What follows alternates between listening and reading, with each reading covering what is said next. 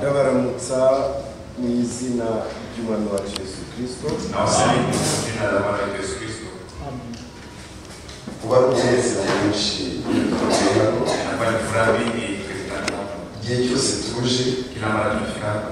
ntabwo tuba imbere y'Umwami wacu. Hatuwezi kutoka mbele ya Bwana Yesu alivyokuwa. Kereka iyo waje nabi wowe. Isipokuwa umekuja vibaya. Hari ikintu cyiza kimwe kibaho. Kuna kitu kizuri kinakuwa. Waturutse mu rugo Ukitoka nyumbani. intego yawe ari iyi ngiyi. Lengo yako inakuwa hii. Uvuga uti Mwami Ukisema Bwana ugenderere uno munsi. nitembee siku ya leo. N'abana atabagendera. Na kama mwingine asiwatembelee. Warakugendera. Iyo twaje gutyo Kusema kama tukula hivyo. tuba dutegereje byinshi kuri wowe. Tunangojea mengi Bwana. Tuba tuzi yuko aza kuduha umutima Mungu kama tutasikia kile kwetu tunahitaji. umunezero mwinshi cyane. Furaha ya Mwene gataranya turirimbisha. tunathibitisha. Ni byiza yuko turirimba uruwera. Ni vizuri kwa kuimba kama watakatifu. Abamarayika Malaika abakerubi bahora wakerubi kila mara imbere yayo wanazidi mbele yake kandi ntabwo barambirwa. hawachoki. Twebwe rero natwe Na sisi tuzi yuko Imana yaje gushaka tunajua kwamba Mungu alikuwa anatafuta yaje gushaka ubwoko, alikuwa anatafuta taifa, yaje gushaka abana bayo, kutafuta watoto wake kuvuga abazayihimbaza bose. wenye watamfurahisha. Ntabwo bayihimbaza Wafurahisha Mungu uboshye, ukifungua, ntabwo bayihimbaza wafurahisha Mungu wanduye, ukiwa mchafu, ntabwo bayihimbaza imbere muri we harimo desordre.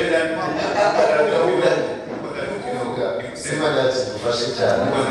Tujye ku mwanya wacu. tuende nafasi yetu. Hari indirimbo umwene zatari turirimbishije. Na wewe unaweza kutuimbisha. Ndirimbo ndayikunda cyane. Hii nyimbo naipenda zaidi. Ndayikunda cyane. Naipenda zaidi. Ndayikunda cyane. Satani yashatse kuyideforma. Shetani alipenda kuigeuza. Ni indirimbo y'abarokore. Abarokore wakoka kweli. Bahoraga bayiririmba. Walikuwa naimba kila mara. Hanyuma mu kabari barayitwara. Makabila nao wakaichukua. Barayihindura ukundi. Waligeuza namna Ariko hiyo. ni indirimbo nziza cyane. Lakini ni wimbo nzuri zaidi. Yavuga ngo Yesu ni umukiza. Sisi lazima Yesu ni Mwokozi. Jyewe ndamwiringira. Mimi namtumainia. Yaragize akavuga ngo Ambaye anasema niko mti nashirika pembeni ya bahari. ariko akavuga ngo Satani yambye. Akasema shetani anashambulia ili usiweze. Ni kuvuga ibyago byinshi Shida zikikuja hivi akavuga ngo ananiambia no muki na wakati wa jua avuga n'ibibazo nibiba byinshi shida zikifanyika ibindi biti bikuma miti zingine zina genda ngo ndimo byiza cyane. Akavuga ngo sinyinyeganyega mimi sitikizike tena kuko ntewe kwa kuwa ninashirika ndani yake. utewe umwana Ukishirika ndani ya Bwana nta kintu na kimwe cyabereye. Dawidi yavugaga ndugu atusipende. Dawidi yaravugaga Daudi alisema akavuga ati uko byagenda kose sisi tunaweza kuwa vyovyote intambara ubwoko bw'intambara hata vita yote abantu bajya barimo bose watu wanaweza kupiganisha ashobora ati umwana w'umuntu yagiye mwanadamu anafanya ngo kitu sinyinyeganyega mimi sitikizike tena kuko akomeza. kwa kuwa yeye ananiimarisha. Hanyuma Dawidi nanone yasubiragamo Daudi naye pia kusema akavuga ngo ntabwo azasegenyeshwa yeye hatatimizishwa ebrale hatatimizishwa ntabwo azanyeganyezwa ntabwo azanyeganyezwa hatatimizishwa niba uteye muri we kama unashirika ndani ya Bwana. imizi iri mu mwami. Mizizi yako iko ndani ya Bwana. Abandi bashaka bareke kwizera, Wengine wanapenda cha imani, abandi bashaka basubira inyuma, wanapenda kurudi nyuma, abandi bashaka bahushe inzira bayoboke. wanapenda wapite pembeni ya njia. Bye ntabwo nzanyeganyega. Mimi sitatimizika. Ni byiza cyane, Ni vizuri. biranezereza kuko hari abantu Inafurahisha kwa kuna bibereka ko na mbere wanashaka na mbele. bari bari mu bameze Walikuwa kama hivi. hari abandi bizeraga Imana bakamera kimwe na Dawidi. Hari abandi batewe kuri we bakanyeganyega bameze nka yo. Hari abandi batewe kuri we bameze nka Abrahamu. Kuvuga hashobora kuza intambara. Unaweza kuwa vita inamzidia nguvu. Tekereza Mimi nawazia kuri Abrahamu. Abrahamu Igihe umwami yamugendereraga wakati Bwana alimtembelea akaba umuzanira intambara yeye ndio analetea vita akamubwira ngo alimwambia simama fata wa mwana wawe kama vile mtoto wako ufite ari kireye mtoto wako abebu ukunda cyane unapenda zaidi wabonye umusaza waliona ndani ya uzee ujyane ku musozi wale mbeu yamushaka kuri Moriya aho Yesu azabambwa waliponyesha tasubisho shaka ujyaneyo urangiza umucishusi umukadishiko shaka amaraso ya Isaka napenda damu ya Isaka ndibaza Yesu kwari twebwe ingekuwa ni sisi abenshi wengi bari guhita bakurira bagataha magerudi nyuma sinasubira kuri ya sema sitarutenda na kanisa hii sinasubira hari sitarudi pale sinasubira kumvira kuvuga sitarusia ule mbili ni Imana ubwayo yabizi yaririmbira umwana wayo iramubwira ngo shaka amaraso ya Isaka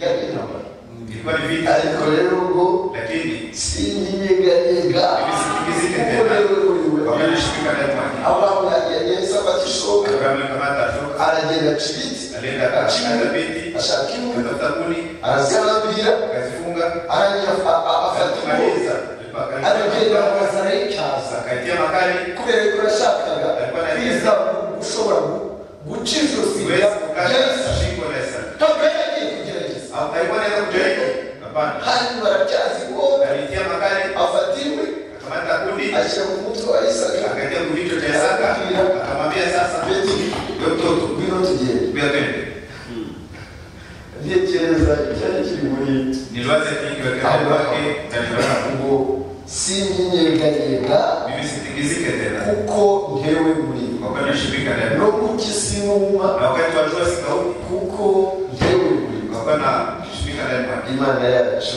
ihabwa icyubahiro ni byiza cyane vizuri zaidi turashaka ku iherezo ry'ibihe tuko nafika mwisho wakati hari ibintu byinshi cyane na mambo mengi ngo twebwe iyo duhuriye hamwe nk'uku sisi tutameka pamoja kama hiyo tuba tuzi yuko Imana ifite intego ishaka na lengo fulani atatuongelesha ahangaha mwibagirwa batiriya hapa msahau mzee aravuze ati yewe ndi mu itorero rya Gatolika mnyazi anatoka katika Wakatoliki ayo matorero twe ntabwo tuyazi sisi ni makanisa tuyajui ntabwo tuyazi hatuyajui abaprotestant Protestant abapantekote baravuga ngo ADPR ni izina y'isi ADPR ni jina la kupatia itorero rya Kristo sema kanisa la sisi ni jina la kupatia Imana lakini Mungu yana neno watoto wake rero Imana idufashe Mungu asaidie turi kwerezo ry'ibihe tuko mwisho wakati amatorero yose makanisa zote ari arasubira kwa nyina kunarudi kwa mama yake ikusema itariki 17 tarehe 17 z'ukwa 11 mwezi wa 11 ni ukuvuga bafashe umwaka wose walikamata mwaka mzima uyu mwaka bafashe mwaka walikamata 2017 kuva mu kwezi kwa 11 ko muri 16 mwezi wa 11 mwaka 2016 ni umwaka bafashe mwaka walikamata kugira ngo noneho bahuze amatorero kutanisha makanisa basibe completement waribishe reformation ubugorozi twebwe ntabwo biturebe sisi atuangalie umugeni ari muri bibi harusi ibyo bikorwa ntabwo ari ikintu gishya kiba gikorwa ni ukuvuga kuva na mbere satani yatangiye gukora amadini ya giprotestant yamaze gusubira muri katolika muri ekumenisme ubu ngubu ari hamwe ariko noneho bariho barashaka formule officielle bumvikanyeho noneho bigaragare ko bagarutse kwa nyina neza rero tugarutse turashaka Imana itorero rya mbere ryari rifite Yesu muri izina rya Yesu ryari ririmo imbaraga z'Imana zari zirimo ijambo ry'Imana ryari ririmo tugomba kugaruka hari kuvuga kuri iherezo itorero rero ryagomba kugaruka Imana rero ko turi mu babonye kwenye tuliona mkono wa Mungu Imana idufashe Mungu atusaidie ishaka yuko twabona kandi amasaha ejo satani irageze satani ko karibu ishaka dufate akanya gahagije kama muda wa kutosha ishaka dusubire ku kibazo cyacu turudi kwenye swali yetu ya utaratibu murahaguruka tasimama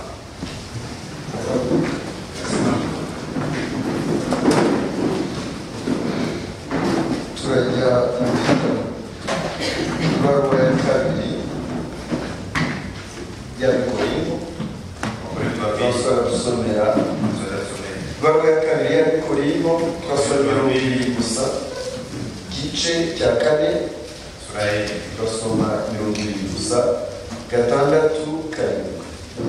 abikorwa ba kabiri gice cya 4 sura 4 sura 6 hamwe n'umurongo wa 7 hari basama izina rya Yesu.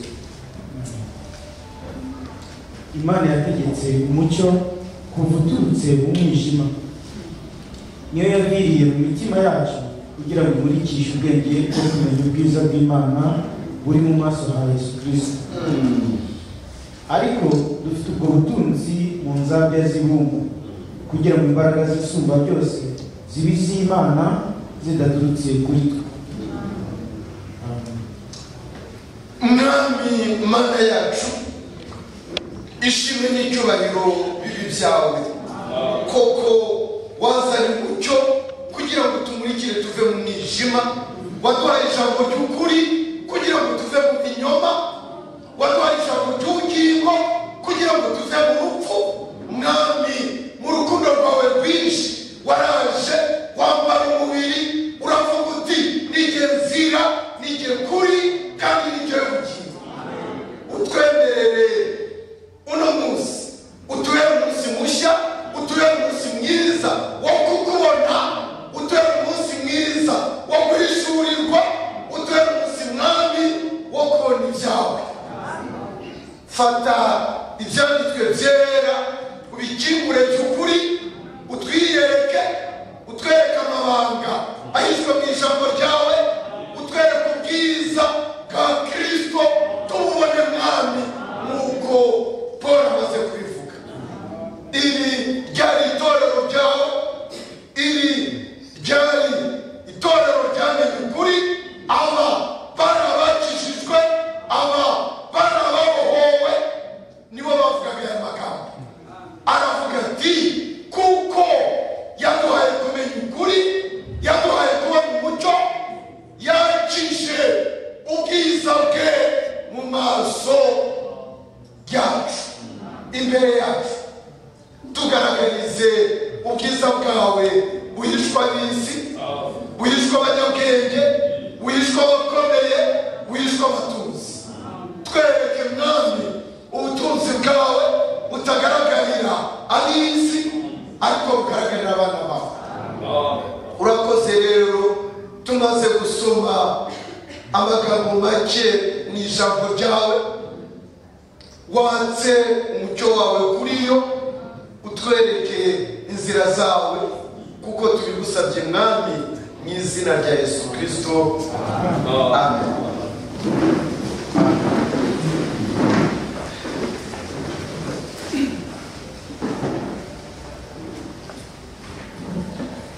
Noneho turafata umutwe, turawufata mu bundi buryo, turavuga ngo gahunda, inzu irimo gahunda. Tunasema nyumba iko na mtari.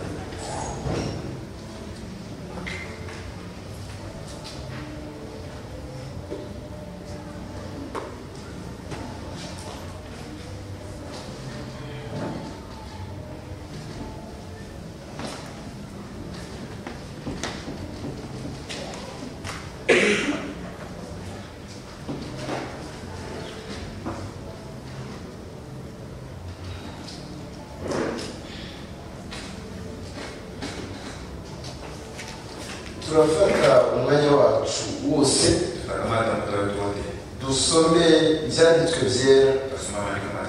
Ntabwo nifuza ko hagira umuntu n'umwe n'umwe yibeshya amaso. Abari imyaka maze asenga, abari mu yakoze ati natakaje nubatse urusengero, nafashije imfubyi,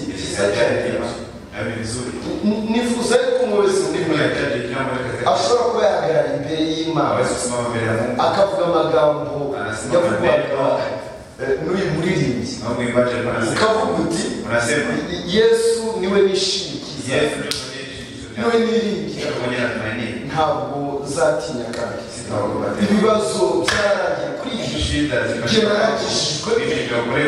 Abandi bafite kubihakana, Wengine wanazobikana. Bakavuga bati no. Wanasema Au hapana. borasi.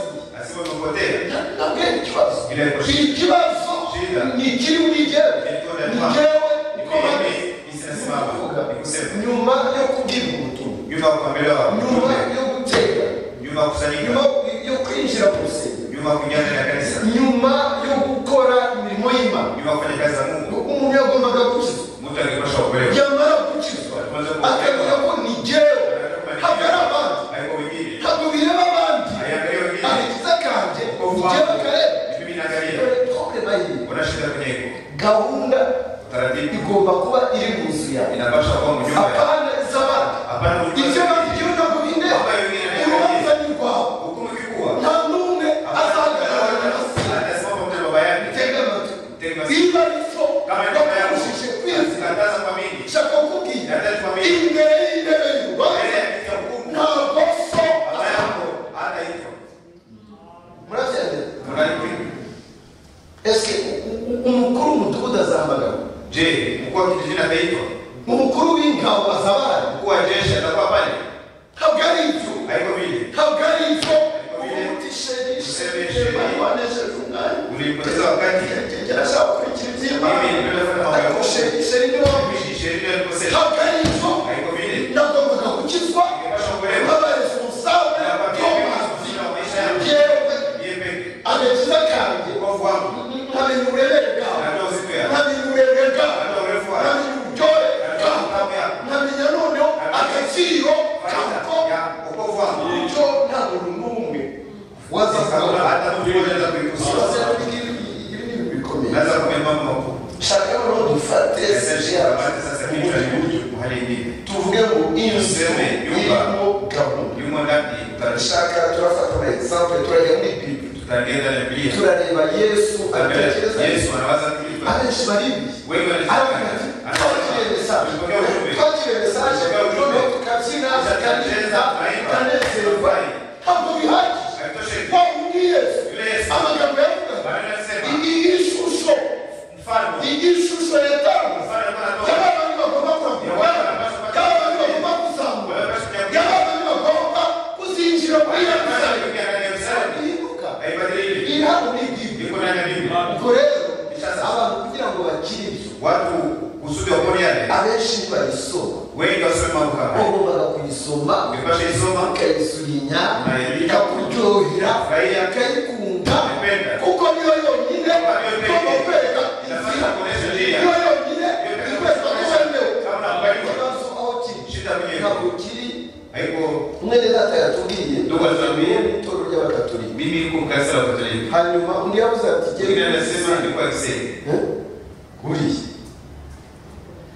upete ati ndi umunyagisebe, niko wagisebe. undi ati ndi umunyakibuye. Unatoka Kibuye. Kibuye nta gisobanuro y'Imana.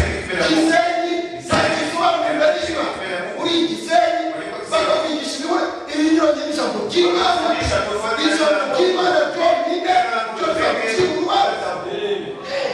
Tujye ku Munyamurambi. Murambi nta gisobanuro imbere y'Imana. Murambi yamanisha kitu mbele ya Mungu. Byose mambo yote ishusho mfano y'abagomba kuzamurwa iri hano muri Bibiliya. Ndio sababu shaka turagenda buhoro, tutaenda pole pole, kuko turo dushaka inzu irimo gahunda. Nyumba iko ndani taratibu, turareba tutaangalia byagendaga bite. nilikuwa nataka na turabaza dusubire inyuma aho tugaruka.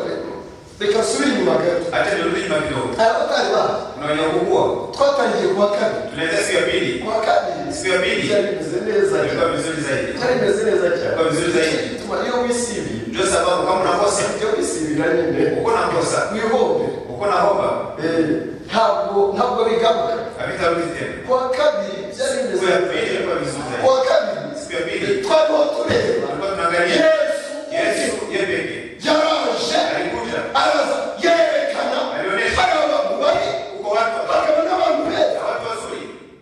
Uno munsi Siku ya leo hari ubwoko huko aina watu mbili n'ubu n'ubwoko bubiri. na hivyo kwa aina mbili Abantu bajya barwana ngo amoko yasubiranye, watu wanapigana, sema makabila zili baba bariho bibeshya, wanakuwa nitangani akavuga bati aba baturisha asema watu baturisha watu ngo amoko yasubiranye. Amoko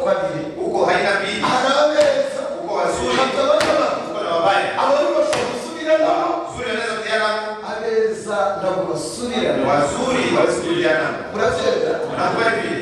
Yesu avuga gutya, anasema hivi, aravuga ngo anasema ntiwibeshye, usidanganye ngo umubi, mtu mubaya, ubutunzi bwe bubi nani ambaye mbaya uko ndani yake agashobora kubica, hawezi kuficha. nukuvuga biri muri wowe, yuzuye muri wowe. Ajana kwako Ahangaha hapa macho ili hicho sasa, uyu anevye nawe, huyu anaendelea vibaya. ndabimenya, Je, mtabijua? ndabimenya, Mtabijua? ese ni ijisho ryandevye nawe, Je, ni hicho vibaya? ni ijisho ryandevye nawe, Ni hicho litazama vibaya? no, Hapana. ariko bimeze, Haiko ndio sivyo. ubutunzi bubi Mali mbaya yuzuye muri we, ajana mwake. ukajya gushinja Unapanda mpaka mwisho. Ndio mapunga makwenda hapa. Ndio vidogo na iko. Donc, ni ukuvuga Kusema ubutunzi bwawe ikiri muri wowe. Hano Paul aravuga hapa Bwana anasema ubwo butunzi bwiza, ile mali nzuri iyo zahabu ile dhahabu twebwe tuyifite mu nzu kuna nyumba y'ibyatsi. ya nyumba ya majani. Murabyemeye? Unakubali? Mu rwabya Alisema wale kutungia udongo. inzu yavugaga kwandika Ingepasha kwa nyumba ya majani. ubutunzi ikaba zahabu. Na kwa dhahabu. Tugira ngo contraire, Tunavigeuza. dushaka yuko Tunaendaje? haba utuye Huko mwenye anaishi hakaba n'ikizu. na kuko na kinyumba. Inzu ni iki ngiki, Hii nyumba ni hii. kimwe n'ibikote Pamoja na ikoti. mwene data yambaye. Tuko na vaa. Shaka kubabwira Naenda tuonesha. umuntu w'inyama n'amaraso, Mtu wa nyama na damu. birato ugira nyine ushinga ijosi, Anajikuna asimamisha shingo. ntabwo aba azi ibyo akora icyo ari cyo. Ajua mambo anafanya mambo gani. Juu ya nini? Mwabwabone iyo bamaze kurambura ibirenge bye, Mlishana kama kusenyorosha miguu yake. bamaze kumunyorosha Wakisha neza, kunyorosha vizuri. abantu ntawe ushaka no kureba Watu hakuna hawaikali hata kumwangalia. Wanapita kidogo na hivi. siko bimeze, Si vile. kandi ari mwiza, Tena kwa mzuri. kuba ari mwiza cyane. Alikuwa mzuri kusi. Hanyuma baca Wakipita wanageuka kidogo kisha wanaendelea. donc yaje kwerekana ko nawe Alikuwa kuonekana kama naye. nawe yamurinda. Ibyabaye ni iki? Mambo ya mboga.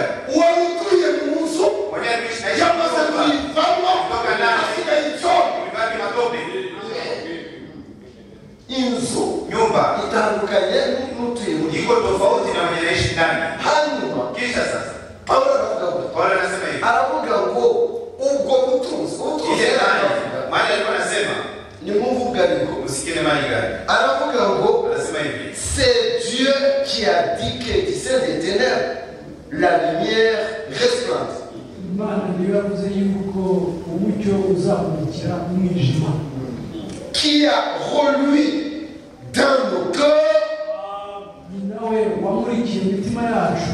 Donc ubwo nibwo butunzi, Ile ndio mali. umucyo Huru. wagiye mu mutima Uliwakia wacu. katika moyo yetu. Murabyemera ko wazi? Unakubali kama mwili wako. Tugiye muri Matayo gato, Turudi mali kidogo. turasubira munsi turajya mu byanditswe turabisoma, hanyuma abatabikunda cyane yajya asohoka agende aza vuba. Wenye vipendi wanatoka nje kumsikia kidogo. Turajya mu gice cya gatanu. Mathayo sura 5.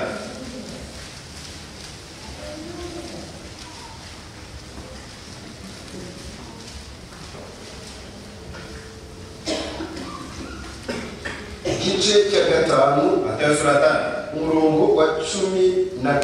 Mstari wa 14. Turasoma 14 urubude. Tunasoma 14. muri umucyo w'isi, muri umucyo w'isi, umudugudu wubatswe ku mpinga y'umusozi ntubasha kwihisha. Kurageza turajya mu gice cya gatandatu, Sura ya 6. turaza kugaruka inyuma mu gice cya gatanu. Tutarudi nyuma kidogo. Turaza kugaruka turatinde. Gatandatu umurongo wa 22. Mstari wa 12. Itabaza ry'umubiri ni ijisho. Ijisho ryawe ntirireba neza, umubiri wawe wose uba ufite umucyo. Komeza 23. Ariko niriba ribi, umubiri wawe wose uba ufite umwijima. Nuko umucyo ukurimo n'uwo umwijima, mbega uwo mwijima ukuba ari mwinshi. Umucyo ukurimo nuru iko ndani kwako. hano Hapa ndashaka ko turebera hamwe. nataka tuangalie pamoja. Dans le message, Mtu wa message ujumbe bayihinduye teori baligeuza mambo akarizo haiko vile. n'umurimo Ikazi. Imana yagombaga gukora ikawukora mu bana b'Imana. Fanya na watoto wa Mungu. N'umurimo Ikazi. ukoreka ukamenyekana ukagaragara bene bakawumenya abanza bakawubona. Ntabwo ari ikintu kigomba gupasa inaperçu. Pasipo kuonekana. Ntabwo bishoboka. Haiwezekani.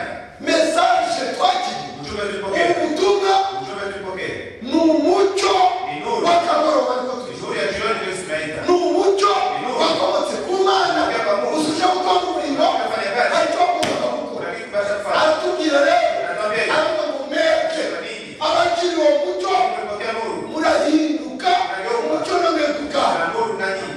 Inzu Nyumba. irimo gahunda Kama iko ndani utaratibu. iragaragara. Inaonekana. Abantu barabimenya. Watu wanavijua. Nshaka kubabwira Nataka kuambia. nta buryo Hakuna hali inakuwa.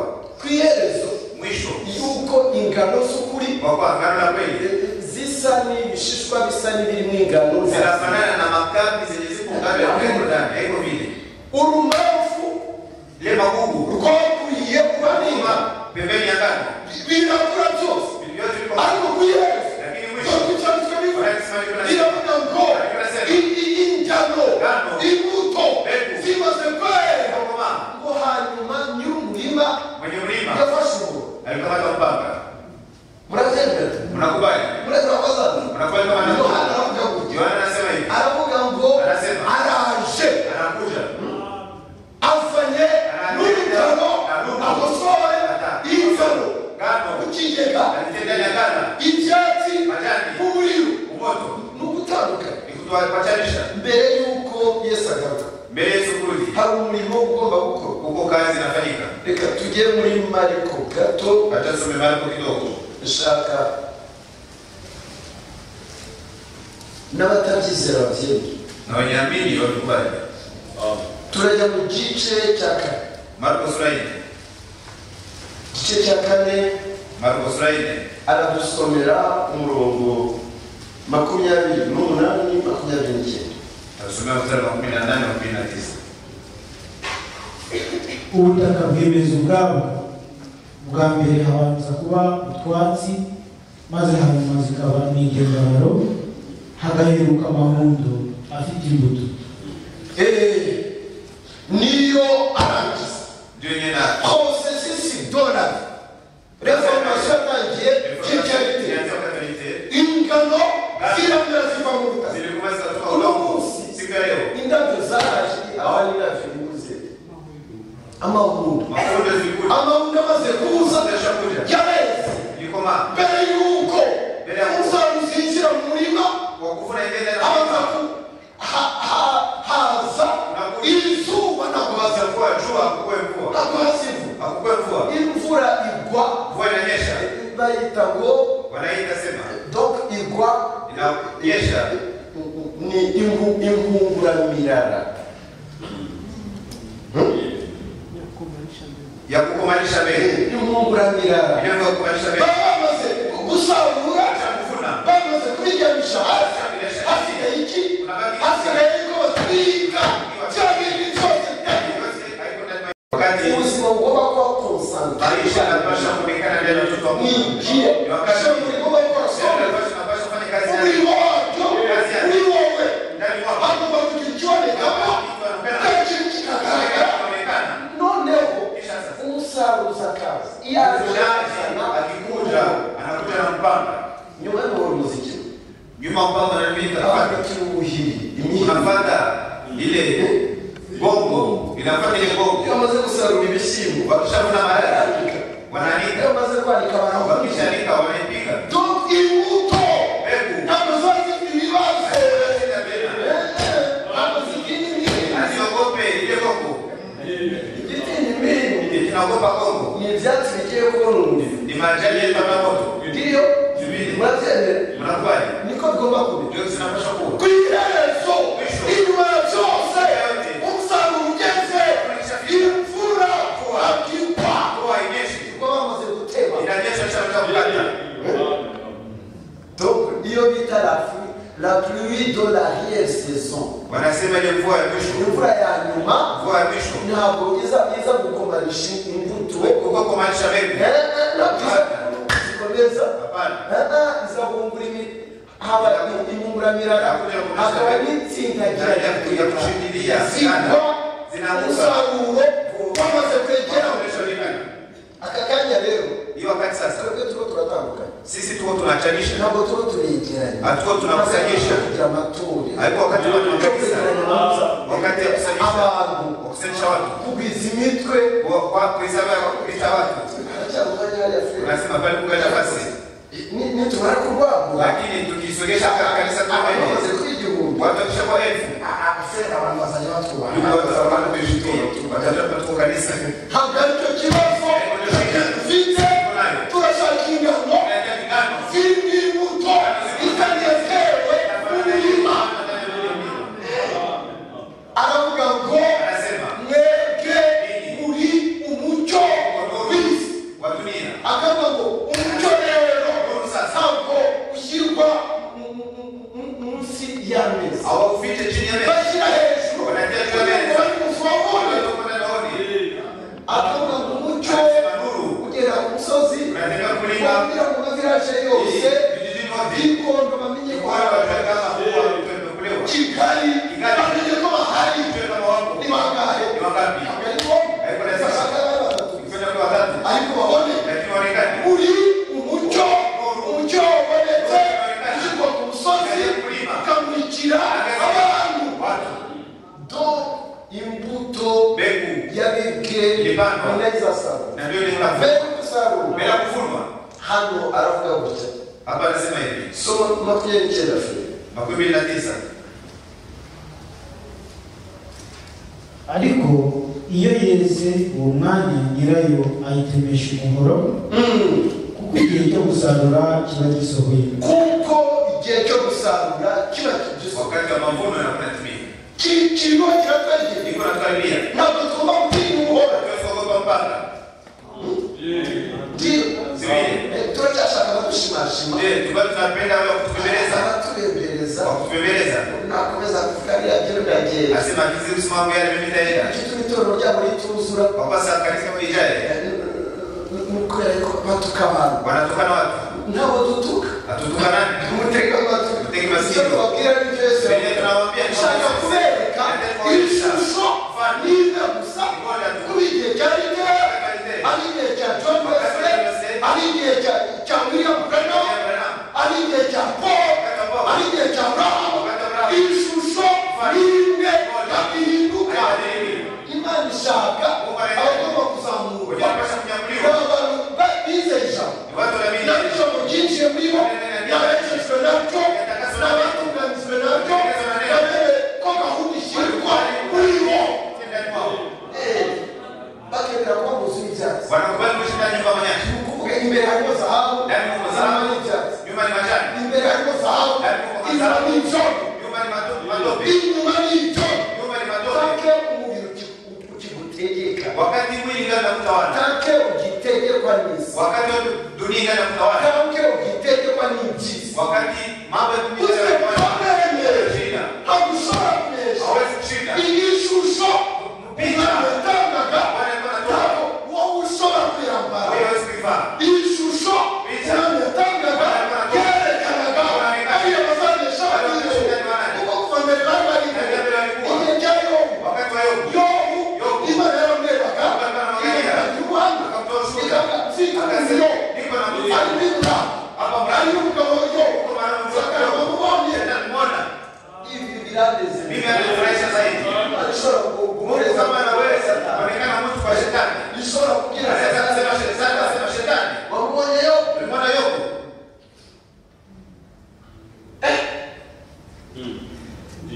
Satani akareba hasi. Shetani anatazama chini. Imana ikavuga iti nakubashije. Nikuuliza, Wamubonye Yobu. ulimwona Yobu? Satani akareba hasi. Shetani anaangalia chini. Kumbe Jani. Yobu iburyo Kushoto. ibumoso imbere inyuma. Satani yarafaga anafanya kutanisha Kulala. Kukuta neno la Mungu na mzunguka. Satani muzikaja rabu habi. Shetani anataka ushuhuda. Muleka kusomera. Hata kusomee. Mungu uhamia kwa Nasikia ushuhuda wa Shetani. Shima iko ndani uhabi. Mimi naweza pata Shetani ndio ushuhuda. Agiye mwizi. Yeye mwizi. Kama anaenda mbinguni, Atabirapo. anatoa ripoti. Akakana Mungu. Anasema fulani nimeona. Unajua kukoresha. Fulani nimefanyisha. Nako Mungu. Fulani nimeona. Unajua kukoresha. Fulani nimefanyisha. Nako Mungu. Fulani nimeona. Unajua kukoresha. Ndio nimefanya. Imani hiyo kutakueleza. Mungu naye anaomba kumeza kusema sawa. Na sasa Fulani sasa yeye. wamuone Ulimwona? Satani Shetani anaangalia chini. tuzwi limana iyo tuwe na umuco tuzi umuco muri twe na Yesu yabivuze Ndicho. c'est la direction nikikuyobora Ikenye kinakuongoza. aravuga ngo Anasema ni ryo yobora umubiri yule linaongoza mwili wote. aravuga ngo umuco uri muri wo Nuru kama kwa ijisho anakuja kuita tena. ni wa muco uri muri wo Nuru iko ndani kwako. iyo umuco uri muri wo iyo umwana w'umuco iyo utuye mu muco iyo ugendera mu muco iyo umuco ugaragara muri wowe Satani Shetani atinya umuco anaogopa nuru. amademo Mapepo agendera a une distance anatembea mbali yako. kure cyane Mbali yako. habinjira mu muco na mu mwijima bashaka umwijima atatangiye kuvuga ibinyoma Anaweza simama yoko. amademo Mapepo anakuja na kuchomea. Sema sasa wewe. Asema mtoto wa Mungu. Rudi sema tena. ziraza Zinakamata. zitakukoresha n'ibindi Na mambo mengine. ariko iyo uri mu muco ugendera mu muco amadayimoni arumukana Mapepo anaangalia mbali. ntabwo kwezi Akukaribia. turiho turashaka inzu Yuko anatafuta nyumba. irimo gahunda Yuko ndani taratibu. ituwemo n'imana Anaishi ndani Mungu. turiho turashaka abantu Anahitaji watu bacishijwe wakolewe. bari mu muco Wako ndani ya nuru. ukuri kuri muri wo Kweli yuko ndani kwako. imana igendera muri wo Mungu atembea ndani yako. ko ashobora kuvuga Anaweza kusema. akavuga ngo Anasema. n'isi numva Na wakati wa jua mimi sikauki. ko ndewe muri wo Kwa kuwa tunashimika ndani. akavuga ngo iyo satani Anasema shetani. anteye Akimshambulia.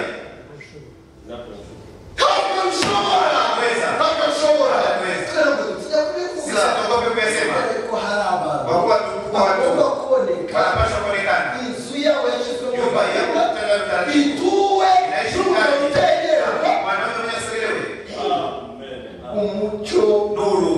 mwinshi cyane Mwingi sana. uva muri wowe Unatoka ndani mwako. amademo agashwiragira Mapepo yanakimbia. amademo nayo mwijima Mapepo ni ya giza. imirimo yayo Kazi ntibizi ya ni ya giza. ntabwo yegerwa Hawezi kukaribia nuru. ntabwo yinjira mu Hawezi ingia ndani ya nuru. ntabwo ategera mu Hawezi tembea mu nuru. umucyo ni wowe ni wowe Nuru kama iko ndani ni mwako. wowe mu mucyo Kama uko ndani ya ni nuru. wowe ugenderamo ni wowe wambaye Kama unavaa nuru. donc amademo Mapepo hera hawezi kukutana na wewe. uko byari byaragenze Sio kisi ilikuwa wakati wa Yobu.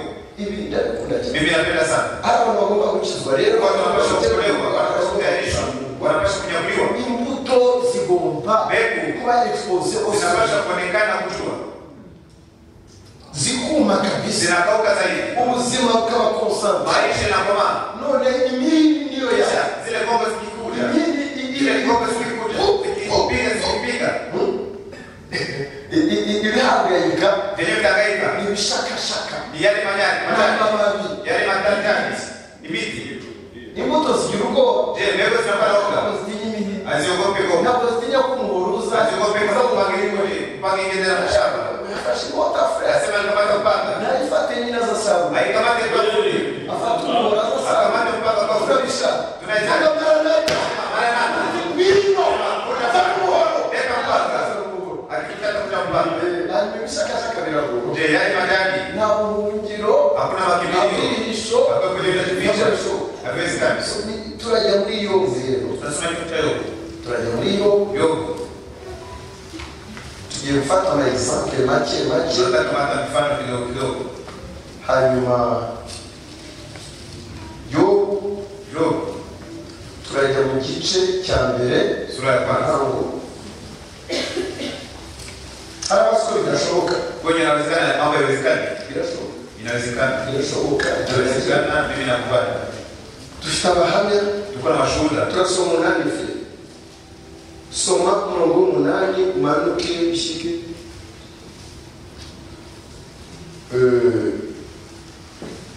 Ku murongo wa 10. Uwiteka arongera abaza Satani ati mbese witegereje umugaragu wanjye Yobu yuko ari ntawe uhwanye nawe mu isi ko ari umukiranutsi utunganye aratunganye rwose ni umukiranutsi kandi aratunganye rwose shaka ubuhamya ku Mana mimi nahitaji ushuhuda kwa Mungu shaka ubuhamya ku Mana nahitaji ushuhuda kwa Mungu shaka napenda natafuta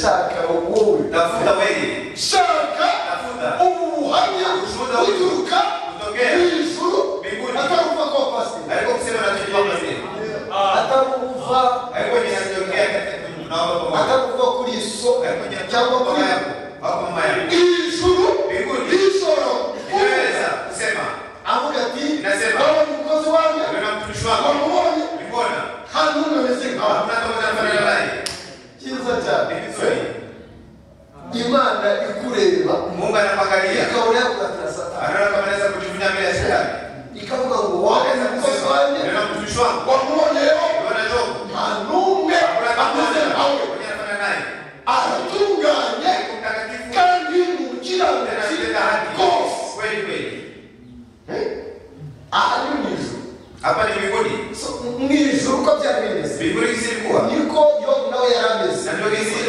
alikuwa fata minota turarime fe Yobu minota turarime jogo makuta tunamoja hano ntabwo twarangije hapa tumalize turagaruka tutabarudi aha ngaha ni ijuru ikaneyo hapa ni mbinguni ijuru mbinguni irahiriza yo ijuru irabonayo inaona yo ikavuga ibye inasema yake Yobu nawe rero Yobu naye ashobora kwivugira ibye anaweza kujitetea sasa byiza cyane ni vizuri ibi birandyohera itatu na rimwe Itatu na moja.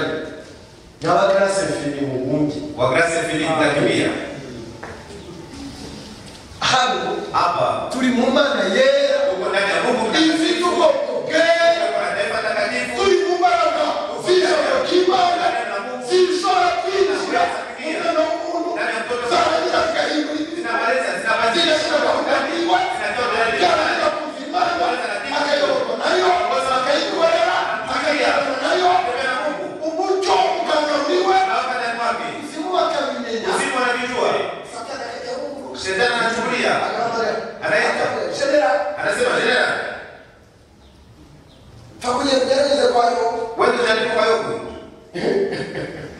general akagenda kwa Yobu general kaenda kwa Yobu aragenda agasanga hari urukuta anaenda anakuta kuna kitu anakuja kusema Yobu atari urukuta rurerure rurerure bakatuvurira bari urukuta rw'ijambo ry'Imana bari urukuta rw'umuriro umucyo w'Imana wubatse urukuta iruhande rwa Yobu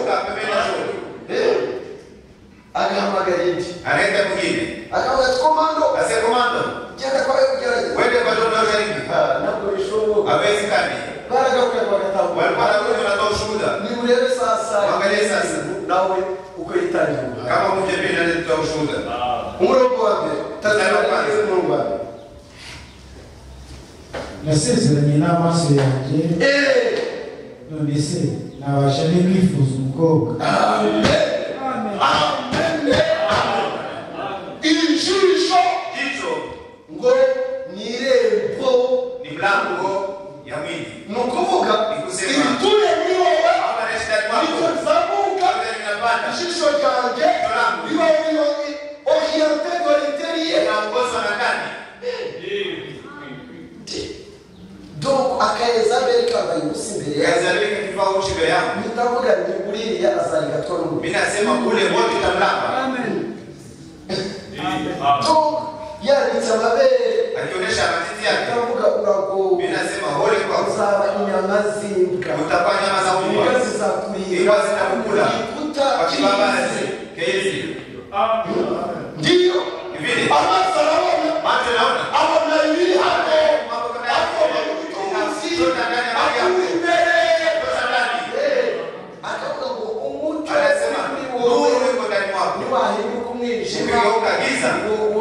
ungana mtu Ile Yesu kesi kama Yesu anaweza kufanya hivi.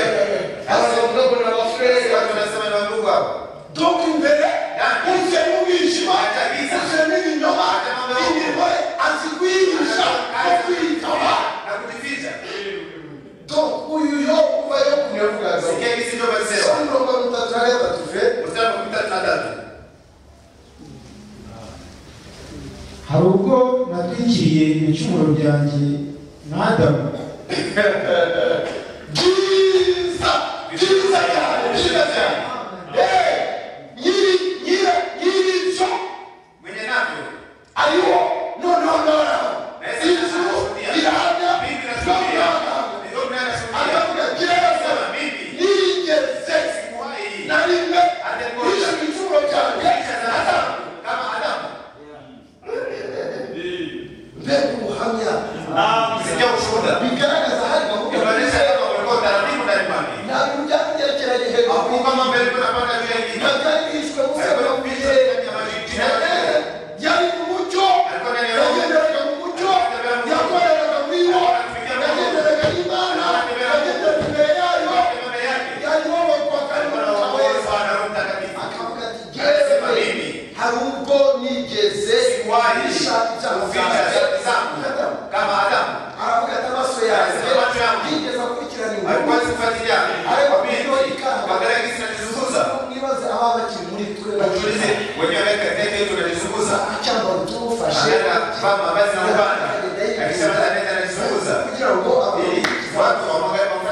tugiye kujya muri Matayo 5 uza kubona ko ibintu bikomeye nta mikino turi ku iherezo umururaje sibyo werekezwa n'umuhini unasindikizwa na Mungu, ugaherekezwa n'umuriro unasindikizwa na moto.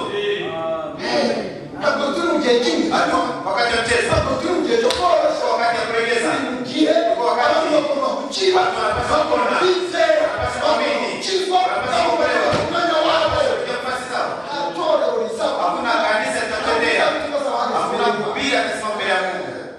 azaba ari wowe Itakuwa ni wewe peke na kazi zako. imirimo niyo izavuga Kazi ndio zinasema. Yobu ari aravuga iby'imirimo alikuwa anasema mambo ya kazi yake. umurongo w'icye Mstari wa 9.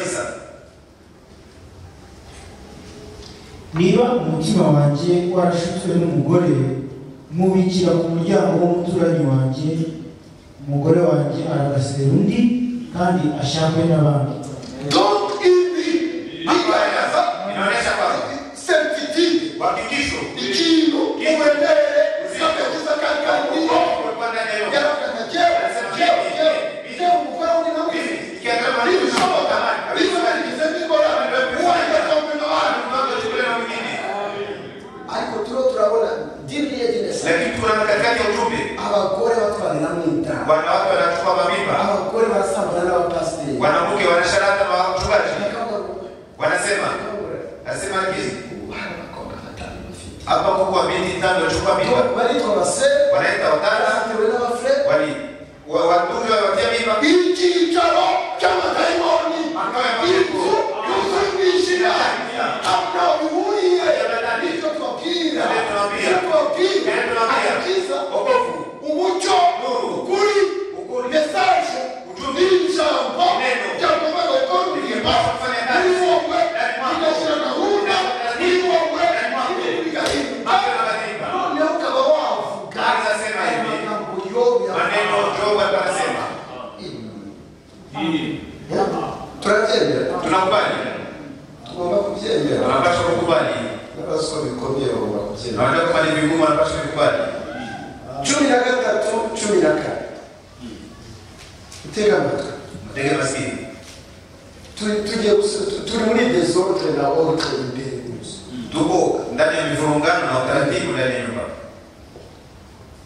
komeza 13:14 niba narahinyuye urubanza rw'umugaragu wanjye cyangwa urw'umuja wanjye igihe bamburanyaga, none se ubwo Imana ihagurutse nabigenza nte?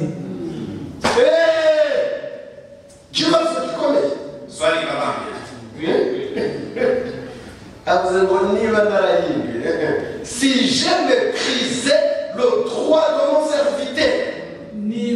narasuzuguye uburenganzira bw'umugaragu wanjye niba narasuzuguye uburenganzira bw'umugaragu wanjye umuboyi wangaje mutumishi mwenye kazi ya kazi ntabwo ari igikoropesho ariko igikoropesho n'umuntu kimwe nawe afite uburenganzira niko natwara neza muteganya niko na haki yake aravuga ngo niba narasuzuguye uburenganzira bw'umukozi wanjye kama niliweza kudharau haki utoma servant cyangwa se umuja wanjye igihe hari ibyo yasabaga wakati kuna mambo alikuwa naomba ejo twari mu bakoresha jana tulikuwa kwa wanafunzi jana tulikuwa watu turavuga ko uko ari ijambo ry'Imana kwa neno la Mungu ni ijambo ry'Imana nibikunanira nikikushinda ni kugabe ry'Imana ibyizamurwa abazamurwa n'abafite ibi mambo haya ngiyo kweli muvuge amen n'abasore nibakoze ku baboyi abagore nyine babaza wakigusa kwa watumishi wanakuta na kwamba alikoropesho ya kikoropesho leta aliona n'umuntu kimwe n'abafite ni mtu kama wewe niko na agomba anapaswa kupumzika agomba ugomba kubaha no kuheshimu na kumwongelesha kama mtu ndio ndababwira biko naambia izo nyumba yashyizwemo imbere hameze neza kama mbele kwa vizuri ndugu umukozi uramubona mtumishi unamuona ukamuha agaciro unampatia faida yake umuntu kimwe nawe ni mtu kama wewe utege basi hapa ntabwo yo ari havugira ntabwo ari sendika y'abakozi yo kwa kule ushirika wa watumishi yamushyizeho presiyo ilimutia kwa presiyo hapana arabigarukana ku Mana arudisha kwa Mungu ejo icyo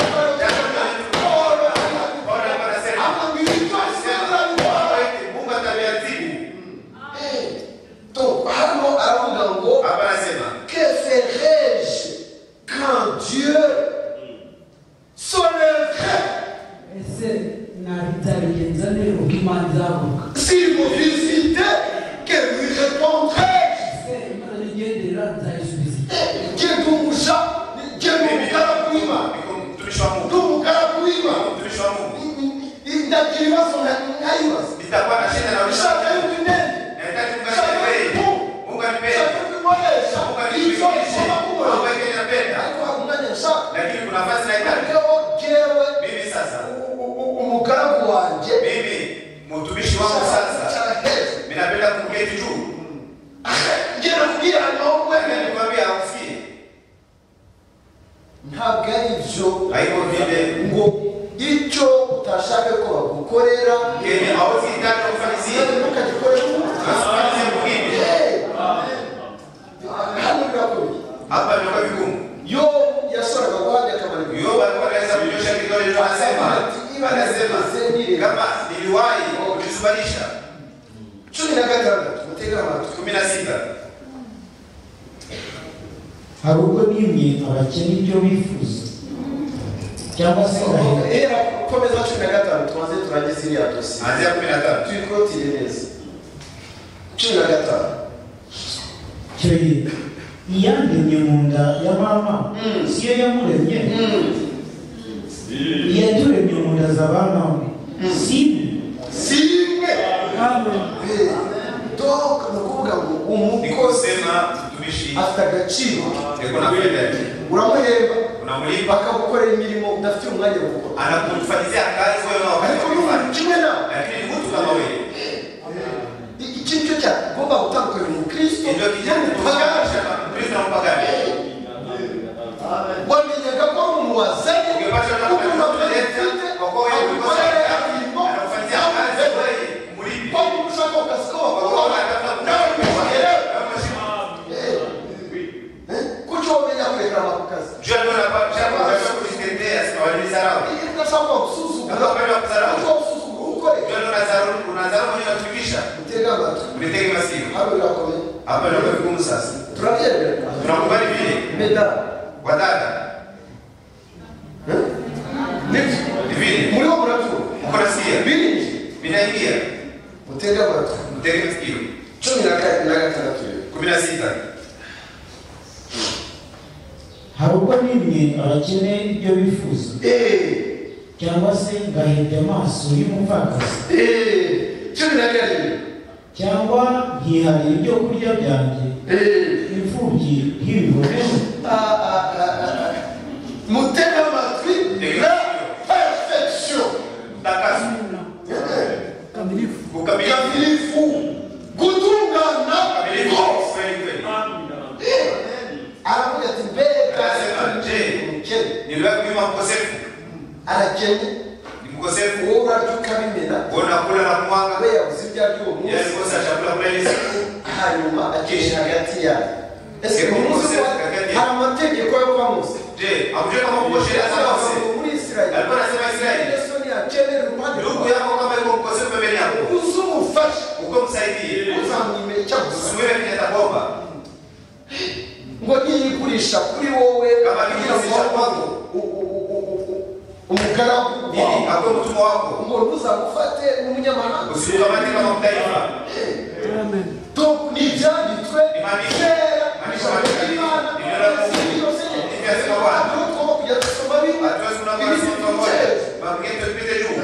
aravuga tugomba anasema tunapashwa jewe nigeze nima mimi niliwahi kuima mwenye niomba turaza kujya kwa Yesu tutaenda kwa Yesu Yesu turaza gusanga we Yesu tutamdai atanga itegeko yeye anatoa sheria ngo ukusabye mwenye anaomba muhe upatie Yobu na Yesu bano barerekeza abantu wewe unaelekeza watu perfection bano barashira gahunda bari nyuma ikirere pale mnyumba barashaka munzu wanahitaji mnyumba mutuzi nyawe mali ya kweli harimo ukweli mali ya kweli ya dhahabu inyuma kibe kibindi cy'iki mwisho ikweli utungi wa udongo imbere habe abutunzi bwa zahabu ndani ukweli mali ya dhahabu irakenewe kabisa si vya lazima okay ati si j'ai mangé mon morceau niba narariye nyine umutima wanjye donc narariye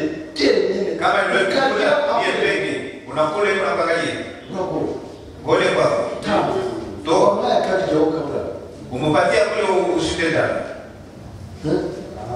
aha turi ku baturanyi hapa tuko katika majirani turi ku bagenzi uca ku muhanda wasafiri wanapita barabarani kuba turi mu nzu zabo wenye wanaishi nyumba zenu abagore wanafuniki wakufunikia c'est un démon ile ni pepo ni démon ile ni pepo ugomba gukira ugomba kugendera unapaswa kutembea mbali utagomba ni mambo yanayofanywa ibyanditswe ni maandiko aravuga ngo iba narariye anasema kama niliwahi kukula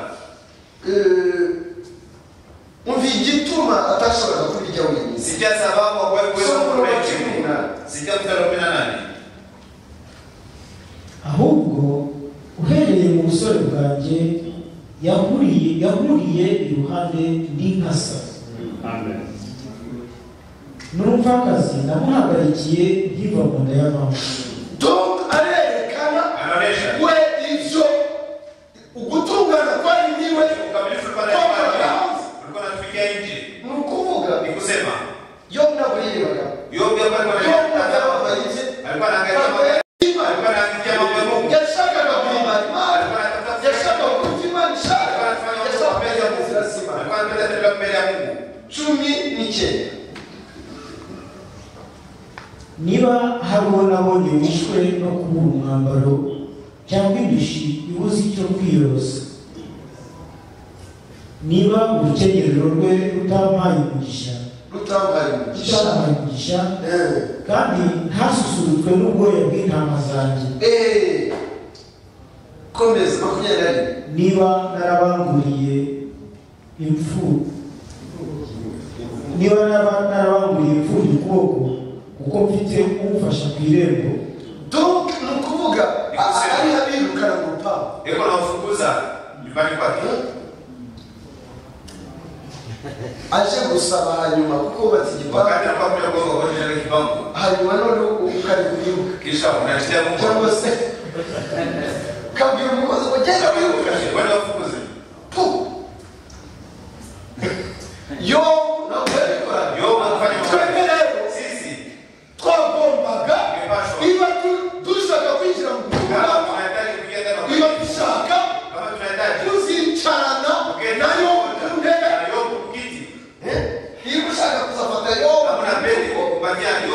mabega. Unasema ndugu. Ndugu. Ndiyo sasa tugomba gukora Kaza kwamba tunapasha fanya mambo yote fanya. tukomeze gato Endelesha kidogo. yakuri 24 24. aje noneho kumutuzi yarabarushaga mwese uko muri hano Alikuwa anawazidia mali hiyo ndicho kwa. turabyemera Tunakubali. il était le plus riche de l'Orient Alikuwa mtajiri zaidi. ntabwo yari umukire wo mu gihugu Hakuwa mtajiri wa yari nchi. umukire w'akarere Alikuwa mtajiri wa mahali. hanyuma nimwumve rero ko bavuga tega amatwi 24 niba naragize izahabu ho ibyiringiro byanjye nkabwira izahabu nziza ukabwiriza hawe ukabwirira amadolari Pesa zako. ukicara ukabireba Unaangalia shamba nasema. hanyuma uvuga Nasema kwa mwenye anasema. hanyuma yobu yarabifite Kisha Yobu alikuwa nayo. ariko ntabwo yigeraga asenga izo Lakini mana hakuwahi kuomba zile fungu za pesa na sababu. ati yo narigeze Nasema kubwira kama niliwahi kuambia. zahabu Dhahabu. komeza nkabwira izahabu nziza ni wowe nishingikirije Nasema ni wewe. faranga Nasema pesa nasema. hajya bavuga ngo iki Wanasema namna gani? faranga musema kweli Kwa mafaranga hukuja. baragucisha n'adaciwe Pesa inaweza kupitisha na bali kwenye abantu simu. baragupfukamira kuko Watu wanakupigia magoti kwa kuna pesa. ikibazo Shida.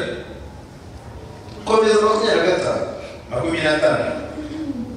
niba narishimishijwe n'uko ubutunzi bwanjye ari bwinshi ukuboko kwanjye ukaronka byinshi niba nagutegereje izuba rekera aho ngaho hano yo Hapa dogo. dansa perfection Ndani ya muri kwatunga wowe ndani ya ukamilifu wake. yarazi Alikuwa na ima perfection ukamilifu. umuntu imbere Ndani wake. Huko utaratibu. ubana n'imana ugendana nayo ukoreshwa nayo uyoborwa nayo Mwenye anapenda nini kweli? donc afite ubuhamya Kuna ushuhuda. uturuka mu ijuru Unatokea mbinguni. akagira n'ubuhamya Kuna ushuhuda. uturuka muri we Unatokea ndani kwake. aravuga ati ese Anaweza sema je, bibi, ndiyo sivini? muze kubifata mu byandike ku karatasi Uikamate maandiko kwa karatasi. ushyire mu cyumba Kisha unamaliza pia mshumari mwako. ujye ugenda utikinga Uko unaangalia unasema ibi ngibi ndabigendera hii inatembea ndani. isi mbigendera Hii inatembea ndani. aravuga ngo Anasema naba narigeze kunezerwa niliwahi kufurahishwa k'umwanzi kwa wanjye adui wangu amerewe nabi anakuwa vibaya. sasa perfection Ile ni ukamilifu. kuliko gukiza Ndio kuokoka. akari ko gakiza Ndio wokovu. iyi niyo nzira y'imana Ndio njia ya Mungu. aba nibo basasa Hawa ndio watanyakuliwa. birakomeye komeza fere cyangwa nkishirishwa hejuru n'uko ibyago bimugezeho nuko aguye hasi Hauna furahishwa kwa kwani ameanguka chini. umwanzi wawe Adui wako. ugomba kumukamira Unapaswa kupatia agusabye serivisi Adui ukamira nafasi unazoipatia.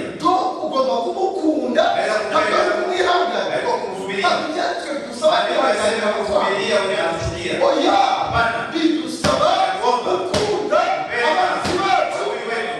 bidusaba umugisha abatuvuma murabyemera Nakubali.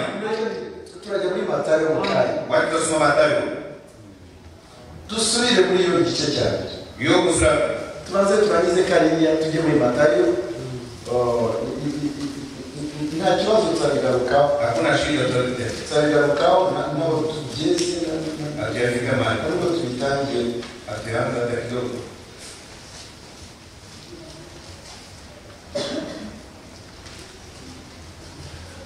turi mu gice cya mbere fred twari tugeze ku murongo wa 10 Hiyo kusura kwanza mstari wa 10. icyenda Mstari wa 9.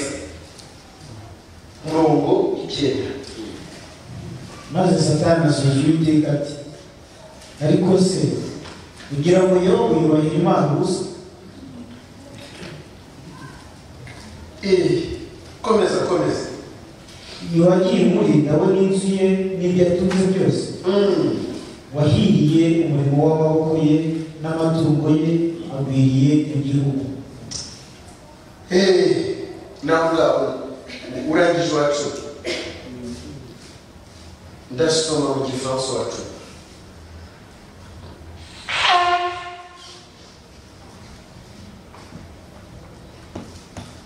Ne l'as-tu pas, toi, entouré de toutes parts d'immunité de protection, lui et sa maison? ese ntiwamuzengurukije we no mu rugo rwe igikuta cyo kumurinda? Ese ntiwamuzengurukije zimuzunguka?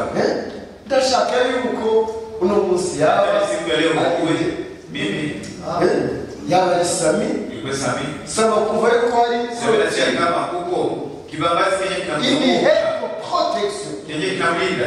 Murabona yuko Dawidi yari mu gikuta, alikuwa ndani ya ukuta, yaravugaga ngo umwana w'umuntu cyo yamurari Uwiteka igihome kinkingira n'umunara muremure n'ijambo n'ingabo inkingira.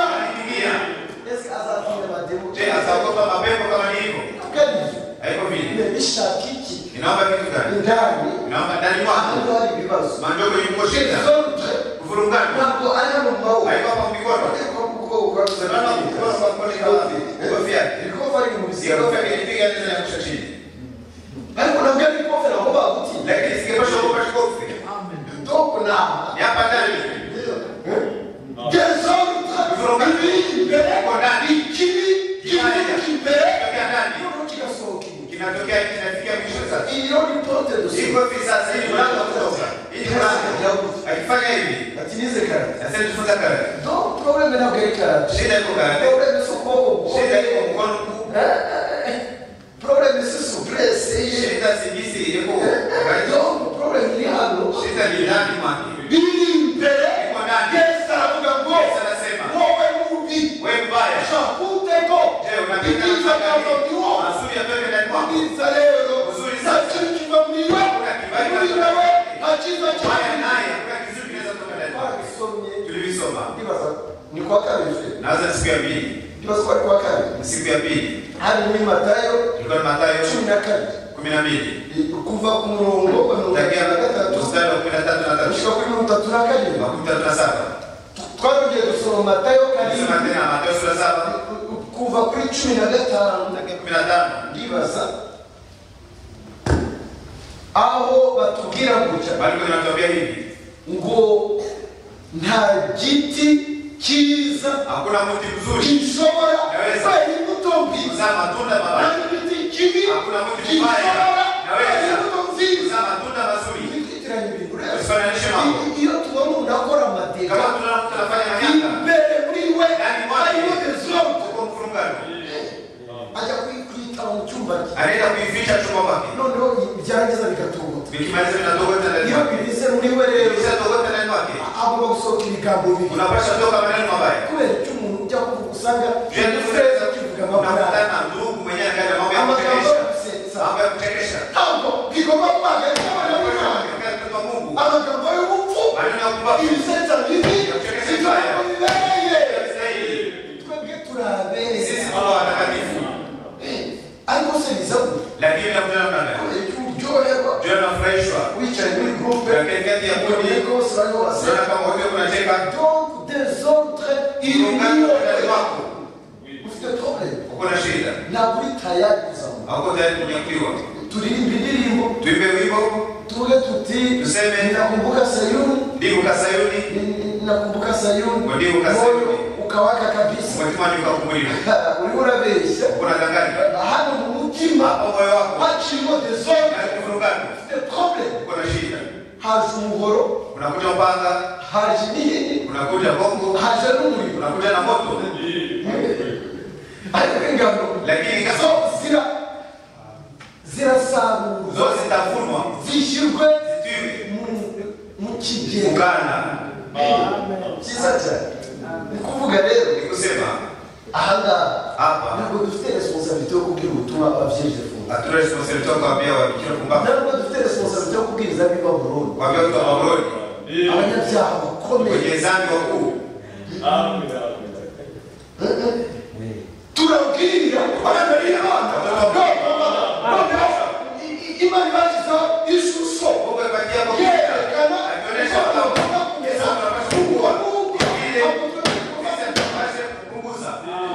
wowe ukubali useme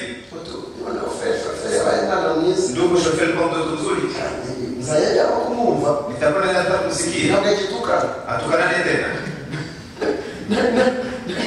na ukatukana yeye tukanani mnaona na Satani unaona na shetani yeye mwivu kama naenda mbinguni na wewe maganira ni Imana unaona kama naongea na Mungu vizuri ile leo achiji kama umeokolewa wewe hatoka ndani kwa kuko taratibu wewe hauze unakaa kunyenyekea hauzi hukumu na upendo kuvuga ni kusema ntabwo ushobora gukora ikibi hawezi kufanya kitu kibaya na giti cyiza hakuna mti mzuri keri muto leta za matunda mazuri mabaya kwese yavuga ko kuna kisi ya salisema Wacha wacha turudi mbele kujya muri Matayo mbele kuingia Mathayo turajya muri Matayo 5 utasoma Mathayo sura 5 tugarukira aho ngaho saa sita irageze saa 6 nafika tugarukira aho ngaho tachia pale tuzagaruka tutarudi tena kuri iyi si kwa hiyo journey hari ibyo tutagiyemo naomba ya kusema kandi nshaka ko tuzagaruka tena napenda kurudia nshaka ko tuzanonosora napenda kusema mambo yote watumishi na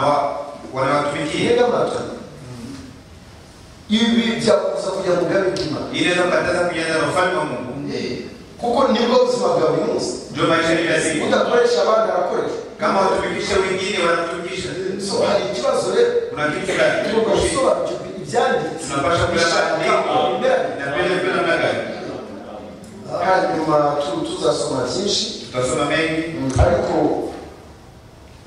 ubu ntabwo nitwabijyamo umwanya wagiye hatuwezi kunyana yote muda yote tugiye kujya muri Matayo Mathayo 12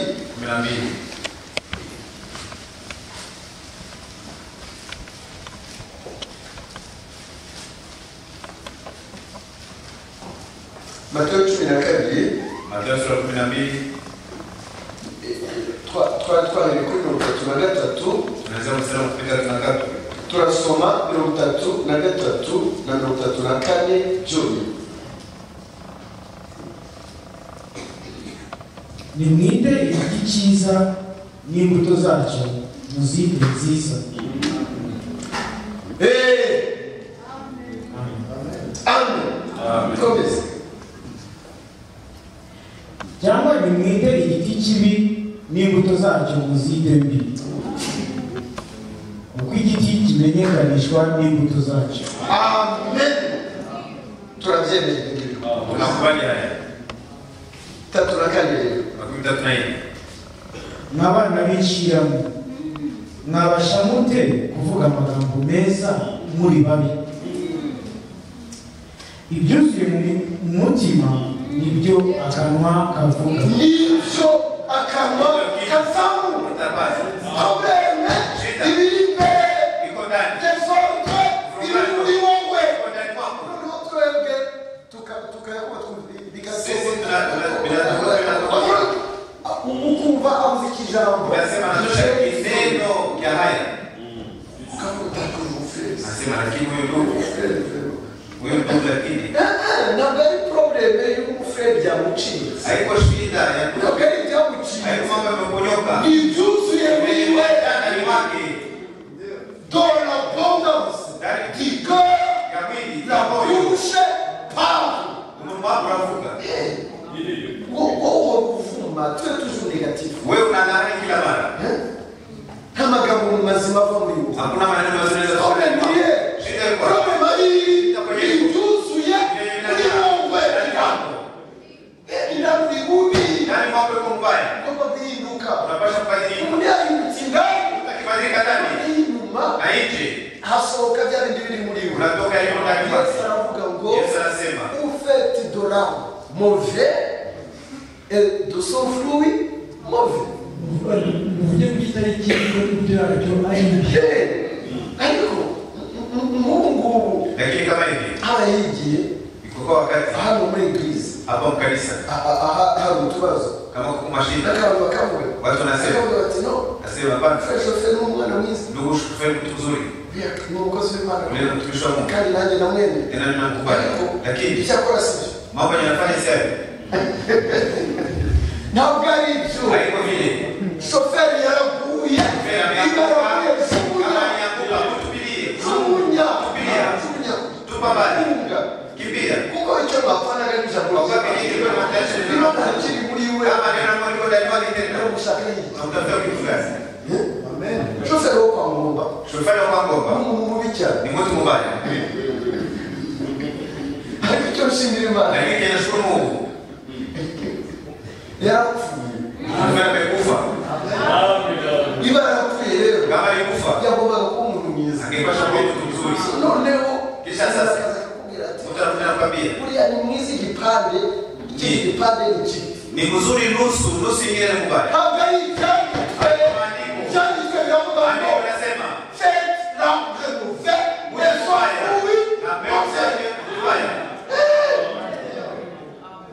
ngo kuko igiti cyose kimenyerwa mtu tunajulikana kufuatana na matunda yake.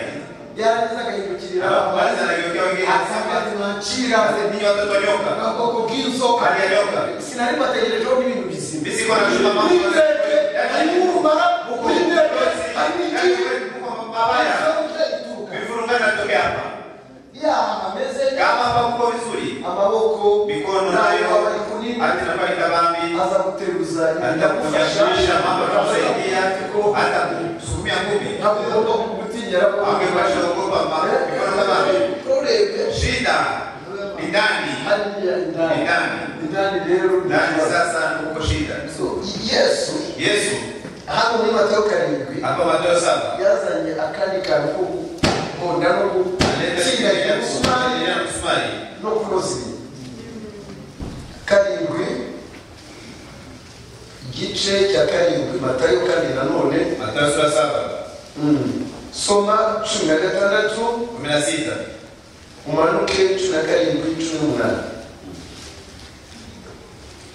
muzabamenyera imbuto zabo mbese hari abasoroma imizabibu mu mugerege cyangwa imbuto z'umutini ku gitovu nubwo igiti cyiza cyose cyera imbuto nziza.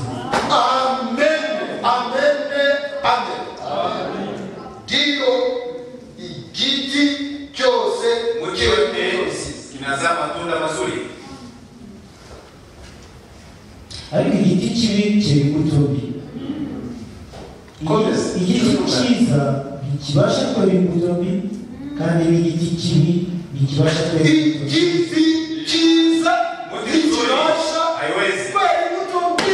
matunda mabaya Ndiyo vile imbere harimo gahunda ndani kama kwa utaratibu mnapa amani umunezero mnapa furaha habamo urukundo mnapa upendo habamo kwicisha mnapa bugufi kunyenyekea habamo kwihangana mnapa kuvumilia habamo kwizera mnapa byose. kuamini yote Ni ukuvuga ngo imbuto mbegu zigaragaza ubwoko bw'igiti. hali ya mti gahunda utaratibu iri muri wowe uko ndani mwako ibintu biri ku murongo cyangwa cyose bikorwa uko ijambo rivuga. Ntabwo ushobora kwera imbuto mbi. hawezi kuzaa matunda mabaya. Urabyemera? Tunakubaliana. Ni ainsi dit le Seigneur. Ndivyo asema Bwana. Kuliko umwami avuga. Ndivyo asema Bwana. Aravuga ngo igiti cyiza muti mzuri ntabwo gishobora hawezi kwera imbuto mbi. kuzaa matunda mabaya. Igiti kibi muti mbaya nawe mwakivomerera, hata mnakishoja maji, nawe mwagishyiraho hata ifumbire, mnakitia komboleo, ibibabi bisaba binini, majani toka kama nabyo kibyibuhe, ndio kinene n'amahwa nayo na mimba nayo abe manini. ni kweka babi Siko bimeze sivile amahwa nakujoba mimba sasa nitakutoa nagira gukena kufanye kufanye ikosefe ipa ikulize none iri kujoba ni kutoka nasema umufera asiwe ndugu lakini sinzi ibintu buri sijui mambo yako kwa ni frere muba ni ndugu mimba frere mawa ni ndugu mimba frere mawa ndugu mimba imbere muri mwe ndani mwake aliyo mawa ile mimba kabaturuka inyuma haitokei nje imbere inatokea ndani kuokolewa. Yeye kuokolewa. Imana idufashe. Mungu atusaidie. Tujye muri Matayo rero. Tusome Matayo. Tugiye kureba ishusho kumama yiri. Tunaona picha hizi Mungu anaonyesha. Uko Yesu ayerekana. Yesu anaonyesha.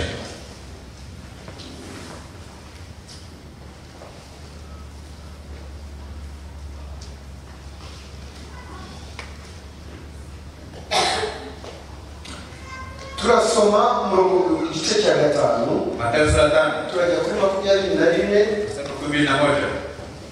22.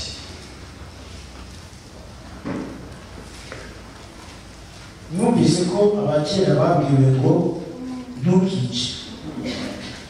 Uwica akwiriye guhanwa n'abacamanza.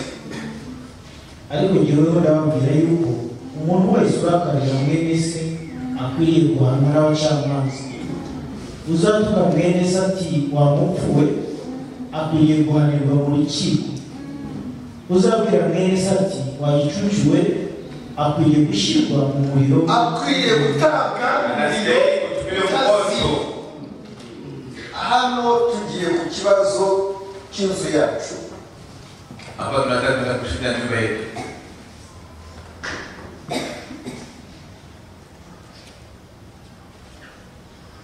Dufite inzu, tuko na nyumba. Tukagira ibituye muri yo. Kuna nyumba ndani. Ikibazo turiho duhura nacyo, shida tunakutana nayo mu matorero ya Mesa, ndani ya makanisa ya ujumbe, mu bantu bakiri mu cyo kagoro, watu walipokea nuru jioni. Urashika mu itorero, unajia kanisa yuzuye abanyamungu, unakuta dada na watu kimini, ugasanga abagore wanaume wagira ngo bagiye muri defile do mo, unaanza na defile de mo, to arampara kuko agomba kwambara tureture, anavaa kwa na sifa anajifunza, yarangiza kanarwa kugenda, kisha anakosa kisa kutembea sosiso ugasanga abagabo n'abasinzi, unakutana wanaume walevi, ingo bararangwa, wanyumba wanalewa, bituruka tunatokea wapi? Nukuvuga abantu Nikusema wapi? barabasha kumuti wewe unataka ikibazo kitaricyo ntabwo mesaje yakora inyuma agaricyo abantu bagomba gukizwa. Yari yarakijijwe nukuvuga muri we bakora imirimo imbere muri we hari haragiye gahunda yabanje gukizwa mbere yo kongeraho ubumenyi, mbere yo kongeraho amagambo, mbere yo kongeraho amategeko. Shaka kubereka rero hano hari ibintu bibiri. Yesu avuze ngo anasema hivi, biranditswe birasobanura amategeko. tafsiri ya sheria.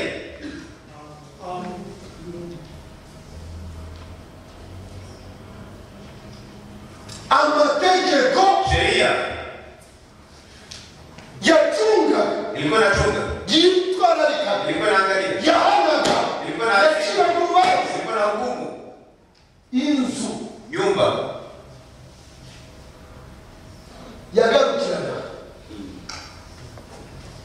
iyo yahanaga, akati alikuwa nazidi, yahanaga alikuwa nazidi nyumba, yaramgaga ngo alikuwa anasema bashimana na murita akamundira iki barishimama nitongwa dino, abatiakre barazaga abadiakoni walikuwa kuja bagafata barushimana wanatupata barishimana bakamuona wanafunga vizuri naye nabo akazudia na kunakuta yake mwenye na nguvu naye mwinginyo limwe kama ni tosha lilo limoja nawe na yeye sasa wanapiga baka ikinyo limwe baka lino litoke inzu nyumba kuko akora kiri tunafanya mabaya mbele kwa naasiriwa tunavyemera tunakubali. Yesu anaga ibintu byarahindutse. Yesu anasema mambo yabadilika.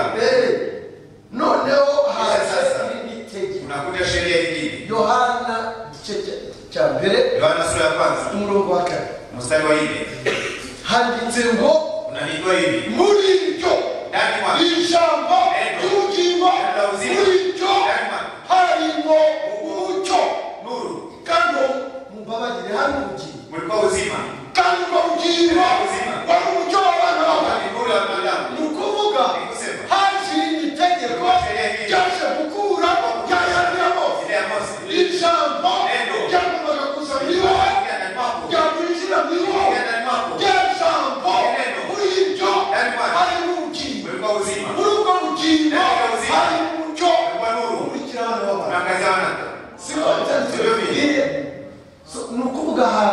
kusema kuna kuja sasa itegeko sheria rindi ingine ry'umwuka ya roho wa uzima azana anafanya jambo akalibarizima none uri mugakwereka wamara kukwereka ibintu bikagenda neza mambo yanaenda vizuri kuvuga ni kusema ibyatara kunaniye venye ndio kushinda vinawezekana akamere tabia kakara kunaniye kushinda kagahoga ina rejea ububi ubaya kujinya hasira.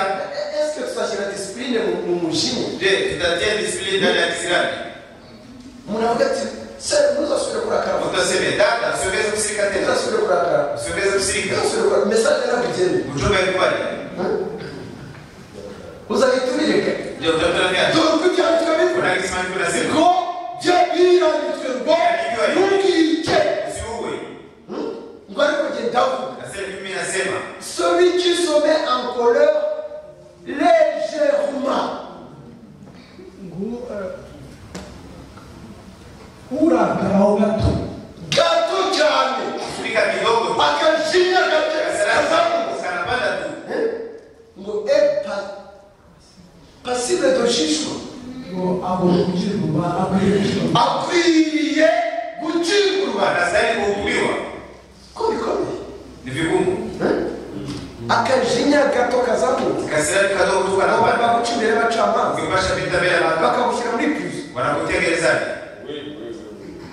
ntabwo wewe haukubaliwi ntabwo umujinya wakundaga kubona wakipasha kuonekana donc nimurebe problema iyi wakalishinda kwenye hivi iyi shusho yefanatoye Yesu anaonyesha iragoye kuyambara iragoye kuyambara kwigaragara kuri igihe ionyeshe kwangu ionekane kwangu irashaka ko inaomba amategeko yahodaga inzu sheria ilikuwa inapiga nyumba noneho itegeko ry'ubugingo sheria la uzima sasa umuntu w'imbere inatumikia mtu wa ndani uw'imbere mtu wa ndani niyo hari gahunda muri we kama uko taratibu ndani mwake shinya na kuzaboneka kasirani wanachoonekana kubera juu ya nini hari amahoro unakuwa amani hari umunezero kwa furaha hari urukundo kwa upendo urukundo rwihanganira byose byose bisobanura byose yote biragoye nimurebe iyi shusho wane hii picha komeza fe somere jya kusimbukira kuri 27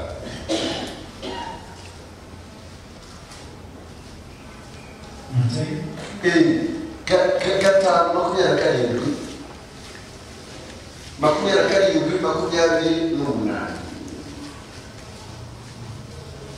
mwumvise ko byavuzwe ngo ntugasambane jyeweho ndababwira yuko umuntu wese ureba umugore akamwifuza aba amaze gusambana yamaze gusambana nawe ainsi dit le Seigneur ndivyo unasema Bwana turabyemera tunavikubali turemera kuri ijambo tunakubali ry'Imana maneno la Mungu gihe ndavuga mimi nasema Yesu ureba umugore anatazama mwanamke na kumtamani ni tubaje twabacamanza sasa sisi ndio tukumba hukumu umugore yaprovoka umugabo mwanamke akishambulia mwanaume ni ukuvuga niyambarira mwanamke akivalia mwanaume niyambara akajya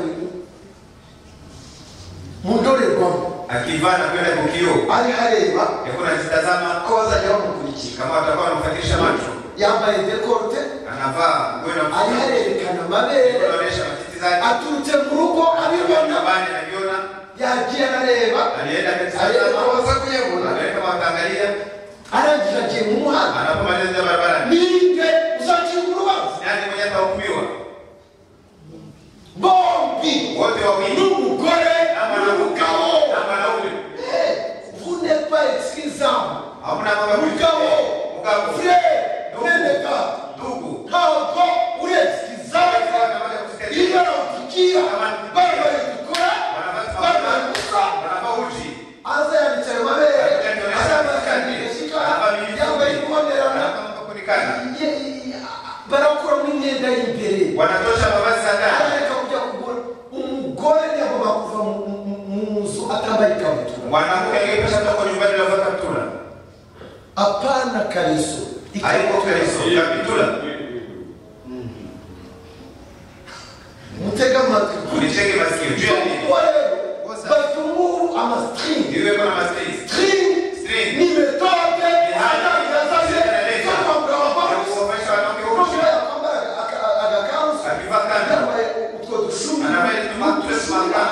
makamba wanafunga ni model za kuzimu umuse na magaze akaba string yuzuye amapepo abazareke kuvuga ibyo kuzamura asishinda simama kunyambiwa noneho hali byanditswe biravuga hapo wali unasema ngo umuntu mtu ngo biranditswe ngo inanikiwa uzasambana mwenye atazini azicishwa amabuye ataua kwa maisha bababwira ni mimi namwambia umugabo wanaume ari umugore atasema mwanamke yambaye string ngo noneho ukiza amaso nawe bazamucira urubanza yo batamhukumu sibyo sibili twasomye yavuze ngo nanjye amasezerano alisema nifanya ahadi za macho na macho yangu bibarigeza kurikira kama liwaki kufuatilia isugi bikira no hapana donc mukuvuga ni kusema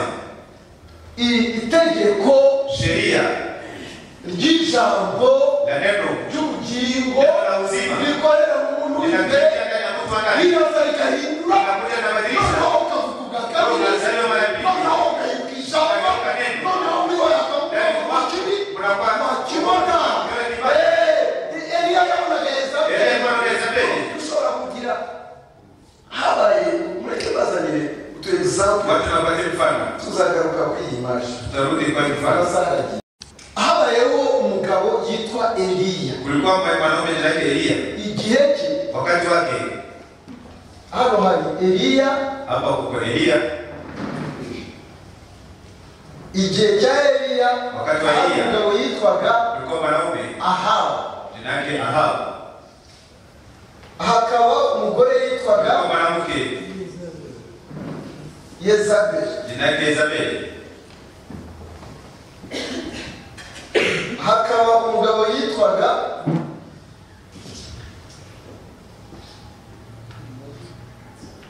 Naboti mwanaume jina lake Naboti ntabwo twebwe dufite icyo tugomba kwireba kenye tunapaswa kujitetea ari abagore ari abagabo ari abakozi b'Imana nta n'umwe ari moja anayekuwa kwa wakati vigumu habaye ikindi gihe kulikuwa wakati mwingine tena aho umugabo yitwaga David kulikuwa mwanaume jina lake Daudi aho umugore yitwaga kulikuwa mwanamke jina lake yitwaga Mbiki Abigail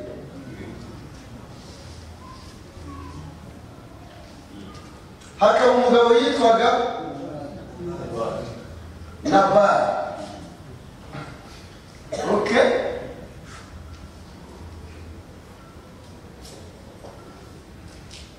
nacyo cyari ikindi gisebo nayo ilikuwa kizazi kingine twebwe turi mu kindi gisebo sisi tuko mu kizazi kingine uno munsi ushobora kuvuga sisi tunaweza kusema ukatwigisha ko bidashoboka tunatufundisha kama hayawezekani ntabwo tubyemera sisi hatukubali igihe cya Eliya kwa Elia ilikuwa vigumu hari ukugwa gukomeye kuanguka kunakoma aba ntabwo bari bameze kimwe bose hao wote kwa wanafanana kuruta barabana tena walikuwa wanaishi pamoja muragira ko ari mu murimo unapata ni walikuwa wanafanya kazi moja ndiyo bari mu itorero walikuwa mu kanisa moja barabanaga mu itorero walikuwa wanaishi mu kanisa aba bantu barabanaga mu hao itorero watu walikuwa wanaishi mu kanisa moja Eliya yari pasiteri wa Ahabu Elia alikuwa pastor wa Ahabu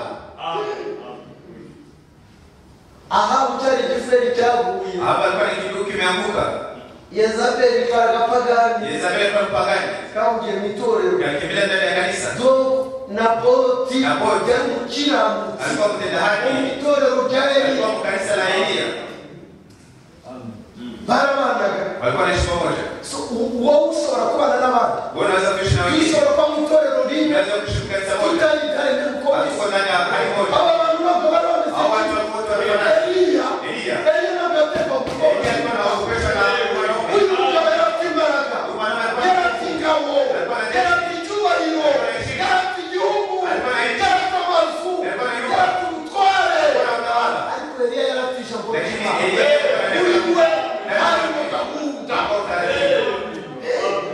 yari yarakoresheje gahunda nabwo yari yarize nabwo yari azi yuko gikomeye mu bwami bw'Imana gikomeye mu bugingo bwose gikomeye n'umugabane w'izamu hasigaye ibindi byose amazu y'ibwami icyubahiro amafaranga ntabwo ushaka umugabane ushaka umuragi ushaka inyama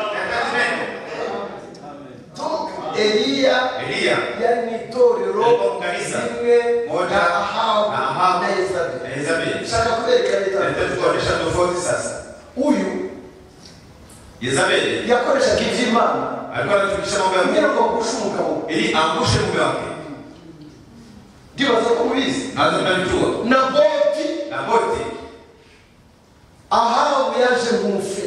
Ahabu alikuja kama ndugu. Aramubwira ati akamwambia ndugu tuombe. Barabanza barasenga. Waliomba mbele. Bamaze gusenga. Walipomaliza kuomba. Ndugu, ndashaka nahitaji mlima wao ile shamba yako. Shaka kujamo jardin. Nahitaji kufanya mambo bustani. Unaona kurejelea hizo yangu. Unakamera karibia nyumba yako. Hanyuma kisha ndaku uruzabibu ushaka kupatia mzabibu walipopenda. Ushaka shamba walipopenda kutoka mwangu. Frere afite orta muri ndugu alipojaribu ndani. Hata leo akakujiza. Yakuwa na neno moja. Anaangalia. Kuri ehita. Anaangalia kuriti.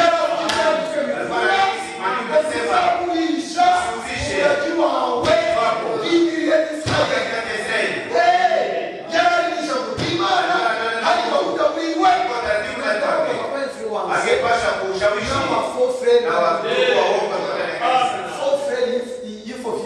ndugu wamenyelekeza kanisa anaketi pembeni anashaka kukukoresha anataka kufanya dhambi kutosha maneno ya Mungu usikubali kama kuchira urubanza mwana wata kuhukumu yaremeye alikubali bamwicisha mawe walikuwa na majibu au kugira ngo wali agurishe umuraji yawe na wase alipewa na babu zake amemsha kwa kima neno la Mungu hagarizo na twebwe na sisi tuliyako kugira ngo gahunda kwa hiyo utaratibu semije ingenda ni mwako ingenda ni mwako yumvikane na babu wakati tunasiliana na mashamba kubera yuko muri marushanwa ni wanyarwo na kwangu uko muri Imana no muri marushanwa ntabwo twumva kumvikana bya polisi hatuwezi kusikiliza mambo ya kisiasa sema sisi ndio watu wa Abraham kisha ndugu nabonye frere na kaidi ndio ndugu fulani kaiko nakimbia pembeni ya dada fulani lakini tusiyaseme abanyagikondo batamenya wakikondo wasivijui ishano ryabaye nasemeza kwa ni wale kwetu ntabwo ari haiko vile haiko vile ntabwo ari haiko vile haiko vile icyaha zambi kutomunyake inaanguka kujisha kwenye zambi icyaha niyo cyaciwe mu rubanza zimehukumiwa kuvuga ni kusema kiza mu mucyo inakuta niyo Mungu cyaje mu mucyo ikuta Mungu ntabwo gitsitaza kandi akiwazishe tena hapana ni ukuvuga ni kusema ahangaha hapa habonetse umusambi ukionekana usherati twamwereka icyo byanditswe bivuga tunaweza kuonyesha kisi maandiko nasema byanditswe bivuga kuna maandiko kisi nasema kwa sherati ntabwo tuzabayishira hapa tuwafichia hapana hari ababayishira kuko mugaba abasambi huko wenye wanaficha mambo yale kwa nao ni washerati ndibaza ko ariko muko bimeze na ndio si hivyo twebwe sisi ijambo ry'Imana rifite agaciro kayo hagomba kuba gahunda muri wowe iyo inaniranye hagomba kuba gahunda mu itorero tunapasha kwa taratibu ndani ya gahunda kanisa mu itorero tuzayigarukaho taratibu ya kanisa sasa utakuta kama ntabwo ari ukumuhisha kugira ngo bitamenyekana haiko kumficha kwa ajili ya kujulikana hanze ni hagaragara kumpigia nje kwenye inaonekana unakubali ndiyo vile icyaha cy'uburambi zambi ya rambi icyaha inaitwa ni zambi ntabwo gihishwe haifichwi kigomba gucibwa urubanza inapasha kuhukumiwa na nuru kuko bimeze ndio kisivyo Eliya rero Elia sasa yaramanukaga alikuwa anashuka akaza aza muri iri torero anakuja kwa kanisa ryarimo abantu b'ubwoko ilikuwa watu wa hali tatu umupagani pagani w'Ibanoni wa Libanoni umufrere waguye kufanya yanguka umufrere ahagaze neza kufanya simama vizuri abantu barabana watu wanaishi hata pamoja bameze kimwe na Boti uri we harimo gahunda ndani yake ndio taratibu uriya Ahabu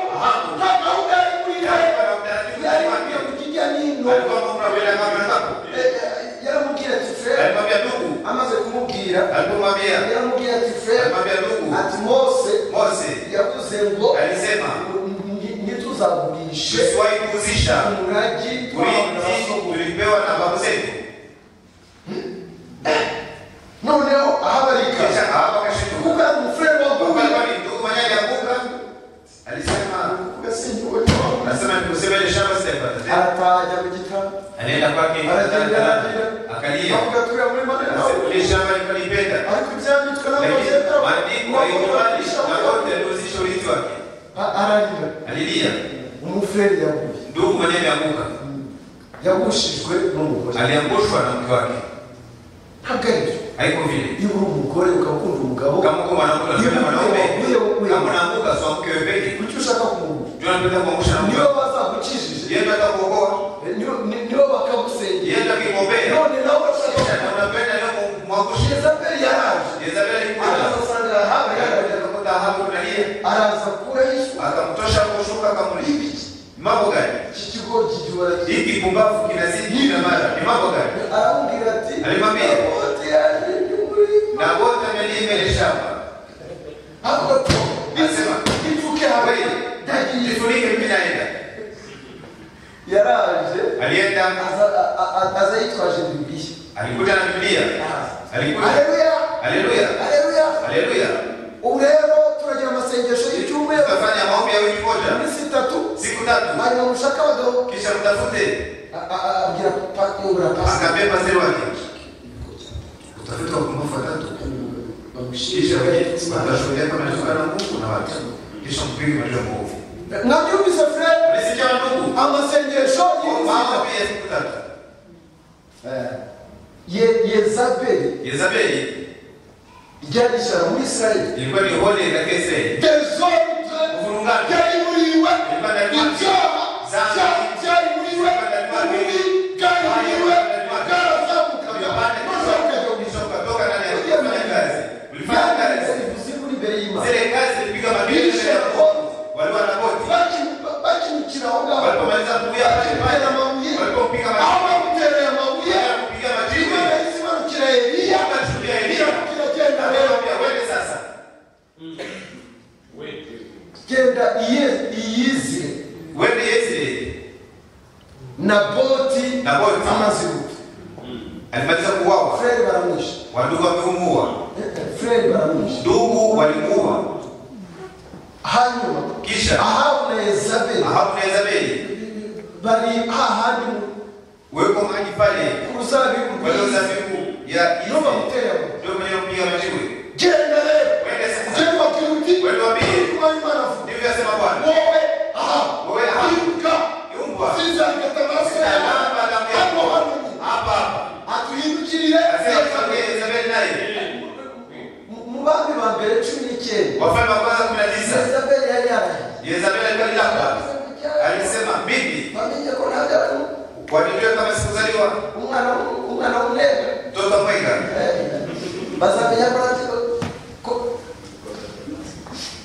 nukuvuga yari yarahiye Sema akabwita nitaua Elia. Imana yabwiye Mungu akamwambia Elia, shuka sasa. nimurebe probleme Wanashirika maneno ya. Eliya yagombaga kwibuka ya magambo Angepasha kutoka maneno. Angepasha sema na nini? umunsi ndapfuye Jinsi kilomita kufa. Yezabeli arangije Yezabeli ataniua. kuko muri 19 hariya mu Yezabeli 19 alikuwa amekimbia muri Yezabeli. 21 Imana yabwiye ngo genda Wende sasa. basange hariya Wakutani mwenye shamba. abasange mu maraso Hawakute ndani ya damu.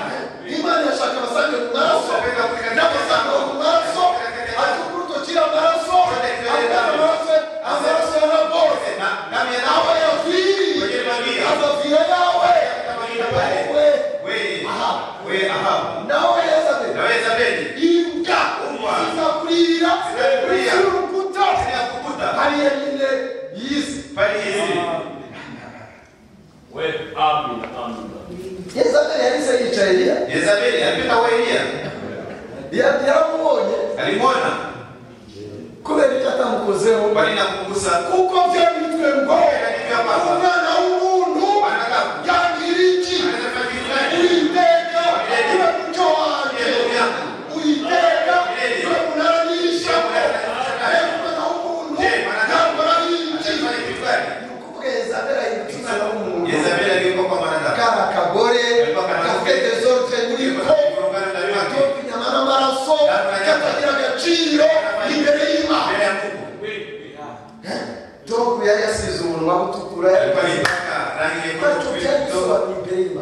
bila Mungu.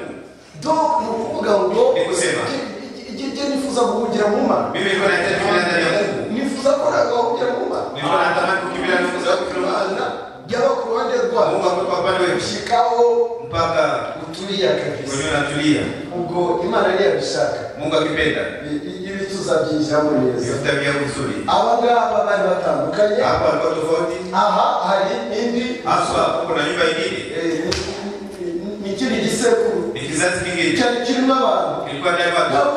Dawidi yarafite ordre niwe yumvira Imana yumvira ijambo ry'Imana yarafite assurance yizeye Imana ye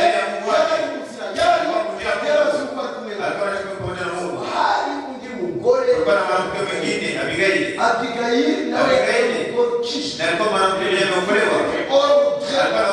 imbere muri we hakaba umugabo yitwaga Kulikuwa na mwanaume jina yake Nabali. yari yuzuyemo yasohotse yuzuyemo yari abantu babiri bakishijwe Mwingine wakolewe. umwe ari umunyabwenge undi ari ikigori Mwingine kwa pumbavu.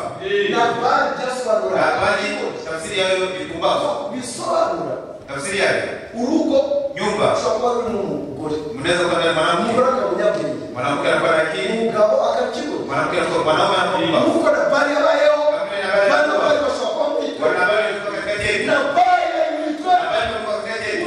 uyu nguyu Huyu Abigaili. Nabali yari umukire Nabali alikuwa mtajiri. yari afite amafaranga Alikuwa na pesa. yari afite icyubahiro kuko Alikuwa na heshima kwa sababu alikuwa na pesa. ariko nta bwenge yagira Lakini alikuwa na akili. uriya mugore we niwe wamuriye Mwanamke wake ndio yamuzanye mu itorero alimleta ndani ya kanisa. mutega amatwi Mutege masikio. icyaha cyo mu rugo Dhambi ya nyumbani iyo ugihishe kama unajificha kirakumusha inakuangusha. niba umufure w'ikigoryi Kama ni ndugu mpumbavu, umusore akaba akishijwe dada anakuwa ameokolewa. ibyaha byo mu rugo Dhambi za nyumbani bakuzana ku gicaniro unapaswa kujileta kwenye madhabahu. mutega amatwi Mnitege masikio. siyo biraguhitanaho Kama iko vile itakuangusha. ishaka kubabwira Nataka kuambia Imana Mungu hari uburyo bwo kuyizanira ibibazo byawe kuna hali ya kuletea shida zako. Imana iyo yahagaritse abakozi imbere yawe Mungu kama alisimamisha watumishi mbele yako. ari kugira ngo wowe Kwa ajili wewe kwizanira ibibazo watakisi kuleta shida zako. iyo bizaniye Imana Ukileta Mungu, Imana ica urubanza Mungu ana hukumu. Imana ica urubanza hagati Mungu ana yawe hukumu katikati yetu. no ahangaha Hapa sasa Abigaili Abigaili yari yarabanye na Nabali igihe kirekire aliishi na Nabali muda mrefu. ariko amenye ko pasiteri yaje Lakini alipoona kama mchungaji anakuja, amenye ko pasiteri yaje alipoona kama mchungaji anakuja, amenye yuko tena ndio kwamba pasiteri yiteguye gusenya itorero mchungaji yuko tayari kukomboa kanisa yao. avuga ati ibintu birakomeye Alisema bwana kwa vigumu. noneho arasenga Aliomba aravuga ati mbigire neza asilifanye na Bwana Mungu. agira inspiration Akafunuliwa. favero pasiteri Wewe ndio unasema. genda umubwire Wewe mwambie. umubwire uti uriya mugabo ni ikigo Mwambie yule mwana ni mpumbavu. ntabwo yagombaga gukora ibyo yakoze Angepasha kufanya mambo ariko mabaya. bariya bantu Lakini wale watu hawezi kufia kwa bure. kuko bari bazize ubugoryi Kwa watakufanya upumbavu na bali. nibaze ubugoryi kandi Kufanya upumbavu na bali. wowe Imana yavuze ko uzaba Imana Mungu atasema Mungu asema niwamara kuba Imana ukisha ya marasoza bari kuri wowe ile damu kama niba yako. wamenyeka Ndio mpaka tena wamesema kuimanga. Dawidi ahita avuga ati Daudi akasema ubwenge bw'uyu mugore akili mwanamke Imana iguha umugisha Mungu akubariki. kandi ku bwawe Tena juu yako umusubizi inkota mu rwuma turudishe mpaka ndani ya mfuko. usubire ku musozi Turudi kwenye mlima. hanyuma Kisha sasa Nabali kuko yari yamuriye Nabali kwa yari mtoto. yavuze ati uriya mugabo ni ikigori Ule mwanaume ni mpumbavu. kuko izina rye Jinsi nawe lilivyo. nitwa Na hivi sasa hivyo. Nabali muzi iminsi yamaze Nabali ndio kumaliza. 10 Alimaliza siku 10. kuko yari yabaye livre Alikuwa ametoa. icyaha Dhambi. cyazanywe mu mucyo Inaleta mucyo. gishijwe urubanza n'umucyo Inakuwa na nuru. murabyemera Unakubali? donc twebwe Sisi. shyira gahunda muri wowe Leo taratibu ndani niba yako. wabizi n'agakiza kawe Ukimaliza uchuno Imana wako. igufashe Mungu asaidie. ukomere ku gakiza kawe Ibariki kwa kwa wetu. ntabwo ari ibyo kugurisha Haiko mambo ya kuzisha. ntabwo ari ukoroshya Haiko kugira ngo kueleza. abantu babyemere Leo wengine wakubali. donc nicyo gituma Ndio sababu tuzaga tuzagaruka kuri tutarudi utaratibu ndani ya jamii, tuzagaruka no kurya abakozi n'abakoresha na wabwana wakazi na watumishi. nta kigo kiratwiruka Tuko Imana idufashe. Mungu atusaidie. Ushaka ko mwakomera ku gakiza kawe. Umugore wakijijwe kama ni mwanamke au kulewa au kulewa kweli, muve mu bintu byo hagati.